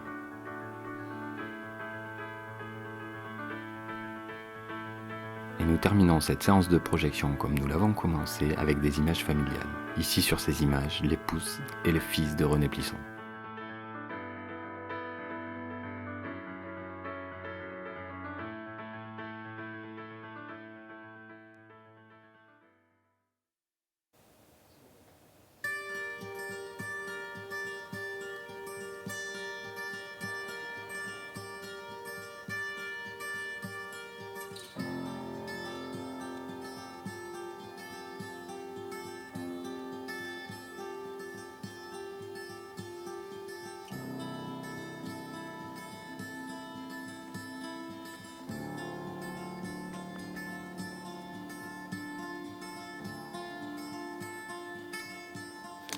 Nous sommes de retour sur le plateau Equinox, nous sommes en direct et nous allons revenir sur cette troisième et dernière partie. Une partie composée de films qui relatent des événements très différents les uns des autres. J'ai senti, Jean-Benoît, que tu étais particulièrement animé par les Peugeot Turbo, les 205 Peugeot Turbo. Turbo 16, Turbo voilà. 16, monsieur. Il faut dire qu'en fin de compte, le choix était totalement arbitraire. Tu aurais pu choisir d'autres films et tu as terminé avec le Paris-Dakar, 1987. Tu t'en expliqueras peut-être tout à l'heure. Alors, ces films sont très différents et c'est pourquoi je serais tenté de vous demander, et je vais commencer par Jérôme, si parmi ces films, il y en a un qui vous a interpellé plus qu'un autre. Oui, c'est la construction de la ZUP, parce que, pas plus à Châteauroux qu'ailleurs, il y a d'autres villes qui ont les constructions d'une ZUP, d'une zone urbaine à urbaniser en priorité. Voilà, c'est ça, je crois, le mot. Et en fait, c'est vraiment l'extension de la ville. À partir de 1965, donc là, c'est pas pour les Américains, parce que les Américains sont installés à Brassiou, entre autres. Là, c'est pour répondre, en fait, à l'arrivée démographique de nouveaux habitants à Châteauroux. Et on trouve dans ces grandes bars tout le confort moderne de l'époque. Donc là, on est dans les années mi-65 jusqu'en 1974 à peu près. Et on a tout le confort. Et c'est un quartier que l'on voit en construction, qui est vraiment source de progrès. Et puis, quelques décennies plus tard, et depuis 2000 finalement, c'est un quartier qui est en totale rénovation, c'est-à-dire que les grandes tours Brienne, Austerlitz, alors évidemment à Châteauroux, ville impériale, ces noms-là parlent, on les rase et on revient totalement sur ce type d'habitat collectif. Et puis on revient sur un autre paysage.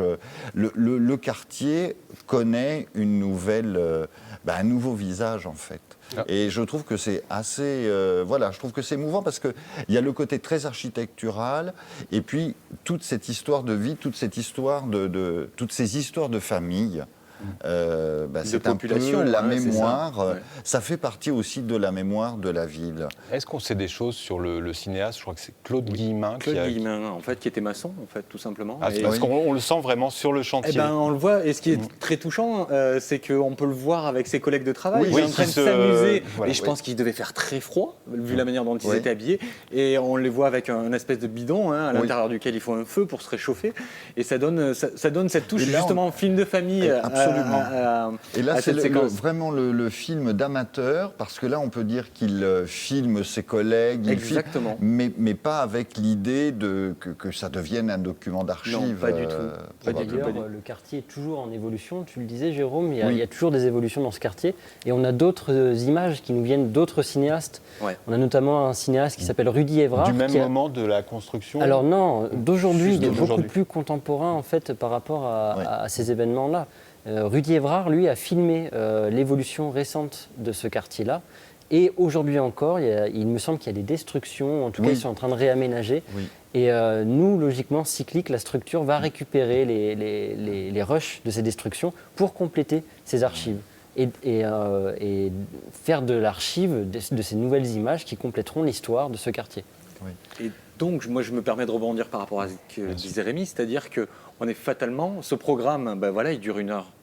Il aurait pu en durer 3, il aurait pu en durer 4. Le fond est assez conséquent. On est installé à Issoudun, la collecte a très vite commencé dans le Berry et à Châteauroux.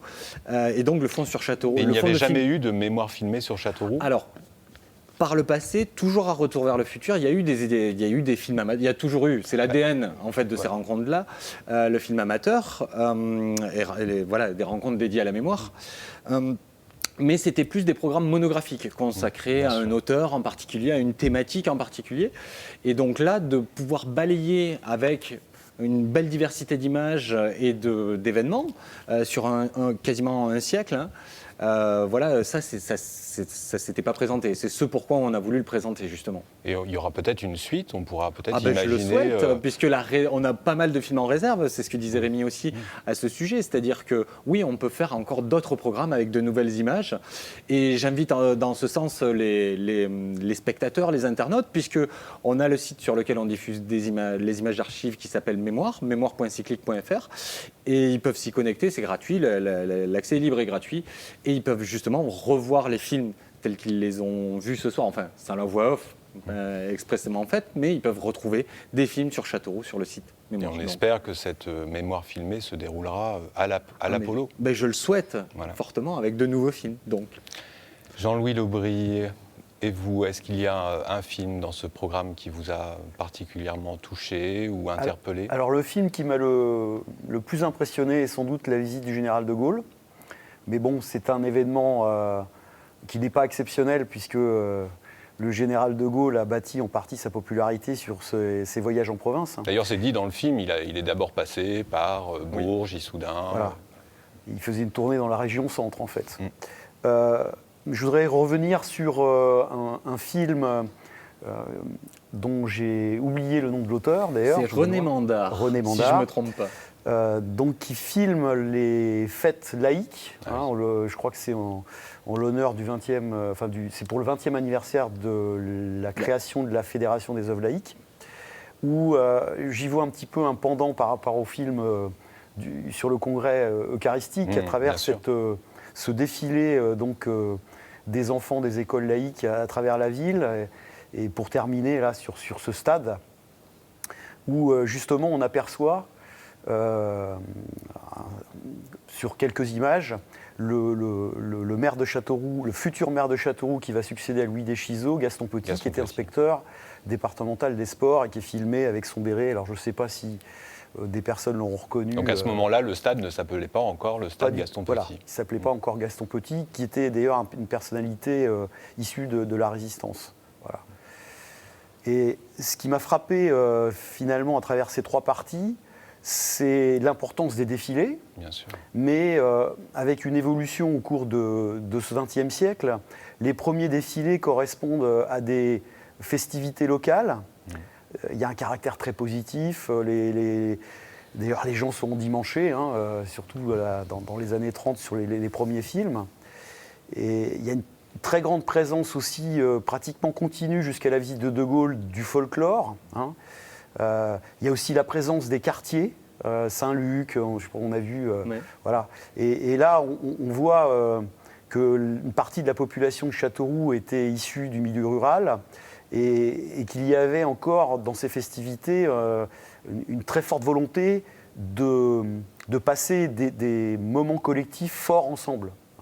Alors que dans la troisième partie, on voit que la rue dans les défilés est davantage occupée par des soucis, en fait, des manifestations et des revendications, et que ces manifestations à caractère local ont en grande partie disparu. Ça se termine même sur le passage du Paris-Dakar, qui est une manifestation nationale. Alors, oui, pardon. Je voulais revenir sur le rapport à la caméra, justement. C'est assez intéressant de s'interroger sur ce rapport. Tu parlais du général de Gaulle qui a véritablement utilisé cet instrument comme support. Il l'a vraiment maîtrisé d'un bout à l'autre, en fait. Comment les cinéastes amateurs, eux, ont pu jouer ce rôle-là à l'époque ? Comment on parle du général de Gaulle, mais les autres hommes politiques. Est-ce qu'il y a d'autres réactions ? On a vu Deschizot aussi. Est-ce que cette caméra était importante, pas importante ? Est-ce qu'il le ressentait, ça ? Alors, ce sont des films amateurs, donc justement l'avantage, me semble-t-il, c'est que le pouvoir, entre guillemets, je pense même local avec Louis Deschizot, n'intervient pas sur les personnes qui filment. Alors, peut-être que pour la visite du général de Gaulle, il faut rappeler que la personne qui filme, c'est Jacques Griffon. Jacques Griffon était engagé politiquement dans le parti gaulliste et qu'il a sans doute eu l'autorisation de s'approcher. Et de filmer, peut-être. On parle de l'angle, du cadre de la caméra, effectivement. Donc, c'est pas anodin. Le cinéaste amateur, on disait qu'il pouvait filmer un peu de partout, mais au final, il est aussi réduit à être parfois derrière les barrières, à ne pas être dans les moments plus officiels. Donc, il y a quand même ce caractère un peu de document historique, effectivement, mais il n'est qu'un pendant et il faut recouper avec d'autres sources. Ah oui, c'est forcément subjectif. C'est-à-dire que le cinéaste amateur, il tient la caméra, on ne lui commande pas, il n'y a rien d'officiel là. C'est pas objectif et justement peut-être que ça se développera avec, comme tu disais, le général de Gaulle. Où c'est vrai que quand on l'a vu par exemple avec les visites de Pétain en province, là c'était officiel justement, puisque ça contribue au régime. Et je pense qu'après, c'est vrai que c'est plus au niveau à partir du général de Gaulle, on se souvient de ces conférences de presse, il convoquait la presse en fait. Enfin, peut-être Jean-Luc aurait. Oui, ce que je voulais ajouter, c'était que le travail que faisait Cyclic au cours de la collecte, qui a été expliqué tout à l'heure, mais est fondamental, c'est-à-dire de recueillir le maximum d'informations sur les cinéastes, en fait. Complètement. Voilà. Parce qu'ensuite, ce sont des informations qui sont de premier ordre, c'est-à-dire pour venir contextualiser ces films tels que j'ai pu le faire là avec les films qu'on a pu voir pendant ce programme. Après, on n'a pas l'intégralité de l'information, mais on a déjà... j'ai envie de dire des informations inédites qui sont vraiment propres à la personne qui a tourné ces images. Mais après, on recoupe ça et c'est le travail que j'ai fait avec Jérôme Descoux, c'est-à-dire que j'étais aux archives départementales, j'ai pris les sources de l'époque, la presse de l'époque, qui m'ont permis de compléter et de documenter au mieux les images et qui m'ont permis de créer ce commentaire. D'ailleurs, on peut rappeler que pendant les rencontres, il y a 4 portraits de cinéastes amateurs qui sont diffusés en avant-programme. Donc vous pouvez les retrouver et ce qui est intéressant, c'est de voir un peu, effectivement, de creuser plus en profondeur dans ces personnages, dans ces caractères qui sont complètement différents. Un cinéaste amateur, il y a une typologie très large. Il peut être agriculteur, il peut être paysan, il peut être médecin, il peut être membre d'un parti ou pas du tout encarté. Et c'est être ça, le curé du village. Il y a vraiment une typologie. Il y a plein de profils différents de cinéastes amateurs, vraiment. Alors on vient d'échanger sur les films qu'on vient de visionner. Jean-Louis Laubry, est-ce qu'il y a pas des images un peu manquantes, enfin en tout cas des images que vous auriez voulu voir du passé dans ce programme? Alors, par rapport à l'histoire de la ville de Châteauroux... oui, par exemple. Oui.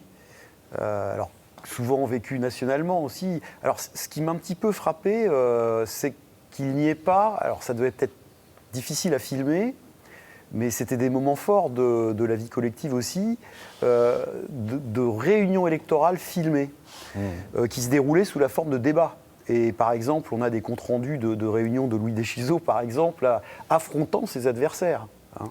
Et il n'y a pas d'image, en fait, de ces, entre guillemets, duels politiques au moment des élections qui sont filmés. Il n'y a pas d'image, me semble-t-il, alors ça, c'est plus des événements nationaux, mais qui ont eu des répercussions à Châteauroux assez fortes, comme les grèves de juin-juillet 36, ou les événements de mai 68, peut-être. De mai-juin 1968. Ah, je me permets d'intervenir.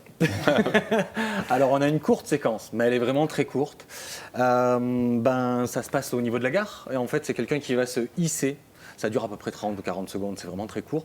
Se hisse avec le drapeau rouge et vient planter le drapeau rouge en haut. Il y a SNCF sur le haut de la gare et vient planter son drapeau rouge. Ce sont les seules images de mai 68 qu'on ait à Châteauroux. Donc j'en profite. Pour l'instant, parce que peut-être qu'il y a des gens qui nous écoutent, qui nous regardent et qui se disent mon père a tourné ces images-là. C'est une image que l'on retrouve dans la presse. Voilà. Que les journaux de l'époque de 68 Comme ont... quoi les cinéastes amateurs filmaient aussi ce que filmaient les professionnels de la profession, absolument, les journalistes étaient au bon moment en général. C'est ça. Jérôme Descoux, et vous, vos images manquantes Les images manquantes, moi je resterai sur... Alors je reprochais à Jean Benoît pour le Paris-Dakar, j'aurais bien aimé voir une célébrité... non. Johnny Hallyday, par exemple. Ni Johnny Hallyday, ni Sylvie Vartan, il n'y avait pas tout ça. Mais pour rester dans le sport, un événement qui est très populaire, c'est le Tour de France, et que le département a accueilli, alors je pense à Vatan, La Châtre, bientôt Châteauroux.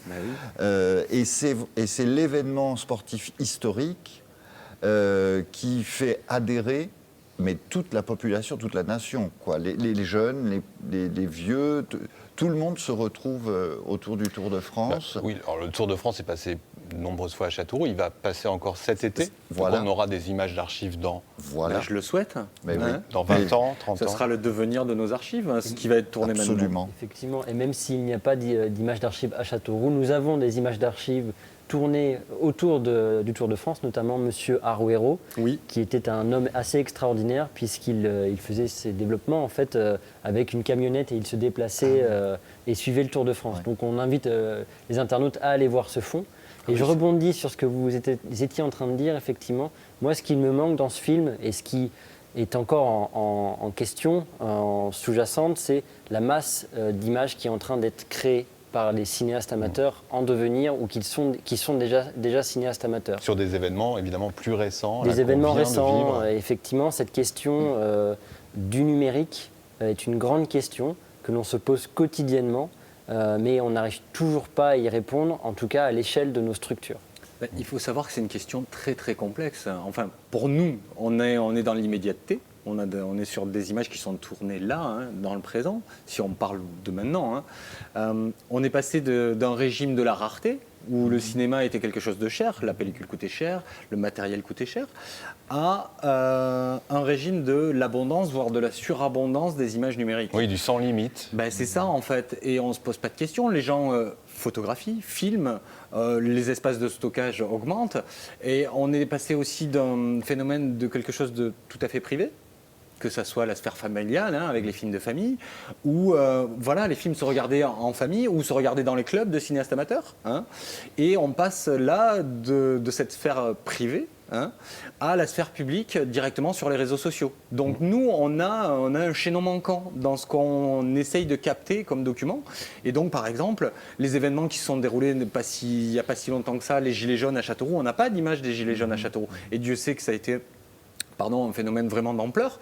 Et donc voilà, je pense que c'est un chantier prospectif qu'on doit mener avec l'appui de nos tutelles respectives, voilà, et de pouvoir engager ce chantier-là, parce que c'est le devenir de nos archives aussi, ces événements qui se sont déroulés et qui ont été filmés. Mais il n'y aurait pas quelque chose comme un paradoxe, c'est-à-dire qu'en fait, il y avait moins de production, évidemment, auparavant, mais qu'il y avait une conservation de ces documents qui avaient, du fait de leur rareté, une certaine valeur, et qu'aujourd'hui, il y a profusion, mais en même temps, c'est jeté. Tu parlais de sauvegarde. On a tous l'expérience de photos qui disparaissent parce que bug, parce que... Oui, tout à fait exact. Il faut savoir que là, on parle de support physique. Une pellicule, hein, c'est plus de 140 ans de conservation si elle est bien conservée dans de bons locaux. Mais par contre, une sauvegarde sur un téléphone, vu que les formats évoluent très vite, c'est à peine 10 ans. Et voilà. Si on ne fait pas de sauvegarde de ces fichiers, on va les perdre à jamais. Et il n'y aura pas de support. Le support, là, est immatériel. Oui, en fait, ce que tu veux dire, c'est que par exemple, la pellicule, ça reste matérialisé. C'est un et qu'on support pourra même photochimique. rayer, abîmer, en faire quelque chose. Alors qu'un fichier, par exemple, s'il est obsolète, on ne pourra plus du tout le faire fonctionner. Complètement, c'est ça. Le dire. Et par exemple, moi je rebondis sur ce que dit Rémi, c'est-à-dire que des cinéastes professionnels, là je parle plus de cinéma amateur, mais des cinéastes professionnels type Martin Scorsese, type Christopher Nolan, ce sont des personnes, alors soit qui shootent en numérique et qui filment en numérique et qui ensuite font des reports pellicules, des internégatifs, des interpositifs, c'est-à-dire des éléments intermédiaires de tirage avant la copie d'exploitation qu'on projetait en 35 mm en salle. Voilà, ils ont cet attachement à la pellicule parce qu'ils savent que c'est à l'heure actuelle encore le meilleur support de conservation pour les images animées. Ce qui est beaucoup moins sûr, comme disait Rémi, pour le numérique. Voilà. Et d'ailleurs, c'est les supports aussi de recherche, de travaux futurs pour les historiens et même de conservation, je pense, pour les archives. Oui, c'est évident. Et ce sont des supports en devenir, en fait. Et peut-être qu'au final, il faut aussi laisser le temps faire son œuvre et que certains fichiers seront détruits et que les plus rares et peut-être ceux qui seront le mieux conservés, on arrivera à les récupérer. Et il y aura déjà une première sélection qui sera faite, comme ce qui est le cas aujourd'hui sur les supports que nous récupérons. En fait, on est au balbutiement des systèmes d'archivage électronique, enfin au balbutiement. Oui, c'est une question qui se pose tant pour les documents d'activité pour qui que ce soit. Et je finalement. suppose qu'aux archives départementales, vous êtes confrontés aux mêmes questions. Oui, absolument, c'est tout à fait ça, mais tout le monde est confronté à, que ce soit les films, et là en l'occurrence parce qu'on parle de l'archivage électronique, c'est la question qu'est-ce que l'on fait des mails, qu'est-ce que l'on fait de toutes les procédures dématérialisées qui témoignent de l'activité d'une administration, d'un service. Ben, c'est la même chose pour les images, les photos, les cartes postales. Voilà. Comment de la matérialité, on passe à l'immatérialité et comment on conserve cette immatérialité. Alors, pour les archives, dans une idée de pouvoir transmettre. Et tout en gardant à l'esprit que le monde évolue et qu'aujourd'hui on est aussi sur des questions de respect d'une certaine sphère naturelle de l'écologie et qu'un serveur ça pollue. Absolument. Et que plus on stocke et plus on garde de mails, plus effectivement c'est la même chose. Et toujours que le format soit adaptable. C'est-à-dire qu'aujourd'hui on a des systèmes, et que dans 20 ans, ces systèmes que l'on utilise aujourd'hui sont obsolètes. Et que ceux dans 20 ans plus loin seront obsolètes 30 ans plus tard. Et la transmission, on conserve. Aux archives départementales, on a aujourd'hui le document le plus ancien, c'est un document qui a un peu plus de 1000 ans, qui date aux alentours de l'an 1000, un document sur parchemin qui se conserve très bien. On est presque plus certain de conserver ces documents sur parchemin, alors que les photos ou les documents que l'on produit, on n'est pas certain de les conserver 1000 ans. Jean-Louis, sur ces questions, je suppose que pour un historien, il faut toujours plus de recul pour mesurer l'importance de ce qui a été vécu. Enfin, je pense notamment à cette crise sanitaire qu'on traverse. Moi, j'ai appris que certains historiens nous disaient que les derniers moments comme ça de grande épidémie, on les avait vite oubliés. Comme quoi, alors que quand on le vit, là, aujourd'hui, on a l'impression que c'est un fait qui est plus que marquant. Oui. Voilà, les faits Noël, c'est comme les crues. Les crues des rivières, il y a des crues décennales, des petites crues, et puis il y a la crue centenale qui revient en moyenne une fois par siècle, mais parfois il se passe 150 ans, et on a oublié, en fait, la mémoire collective a oublié les dangers, entre guillemets, que la nature peut provoquer. Mais je rebondis plutôt par rapport aux derniers propos qui sont effrayants pour un historien. Absolument. Alors, même si l'historien a toujours un décalage, un temps de retard pour ses objets d'étude, parce qu'il faut les laisser un tout petit peu se reposer et puis pouvoir avoir accès aussi à des archives, parce qu'il y a toujours un temps de latence d'autorisation, notamment par rapport aux archives publiques, avant de pouvoir les consulter. Et du coup, à titre personnel, je ne le vis pas encore dans l'urgence. Voilà, puisque ça porte, en fait, le passage au numérique est quand même relativement récent. Mais il y a urgence quand même à s'interroger sur la conservation d'un certain nombre de documents numériques. Les documents importants, peut-être pour essayer de résumer, les documents importants sont ceux de nos cinéastes d'hier qui nous parlent de notre présent, puisque l'histoire est un peu cyclique en fait, et on en revient souvent... Sans jeu de mots. Sans jeu de mots, mais j'aime bien le placer de temps en temps, je trouve que ça fait très pro. Donc effectivement, c'est cette marque, ce document du cinéaste amateur est très actuel. On voit les foules sur ces images, et nous on n'attend qu'une chose, c'est de revenir à la foule. On voit la neige sur ces images, et nous on rêve aussi de voir de la neige alors qu'il fait des chaleurs atroces, et on voit des cycles qui se dessinent. Et je pense que parfois, et je pense que là on est tous d'accord sur ce sujet, quand on regarde dans notre passé, on voit notre présent, mais on voit aussi peut-être notre avenir. Et là est la beauté de la pellicule en fait. On a ancré des choses qui sont intemporelles et qui resteront à jamais gravées, et on l'espère conservées chez nous. Très bien. Jérôme, vous vouliez peut-être ajouter quelque chose ? C'est la notion de mémoire et de société, c'est-à-dire qu'une société, elle sait où elle va parce qu'on peut analyser le passé. Et voilà, je crois que la mission des archives, c'est de faire en sorte que l'on puisse conserver, et qu'elle soit, alors là je parle aussi sous le couvert de Rémi et de Jean-Benoît, c'est qu'on ait le maximum de chances de pouvoir conserver les traces du passé, qui est notre mémoire collective en fait, qui est la trace de notre société, de notre passage. Très bien. Moi, je vous propose qu'on conclue sur cette dernière réflexion. Voilà.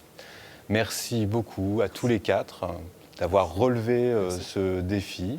Je vous souhaite une très belle fin de soirée. Merci beaucoup.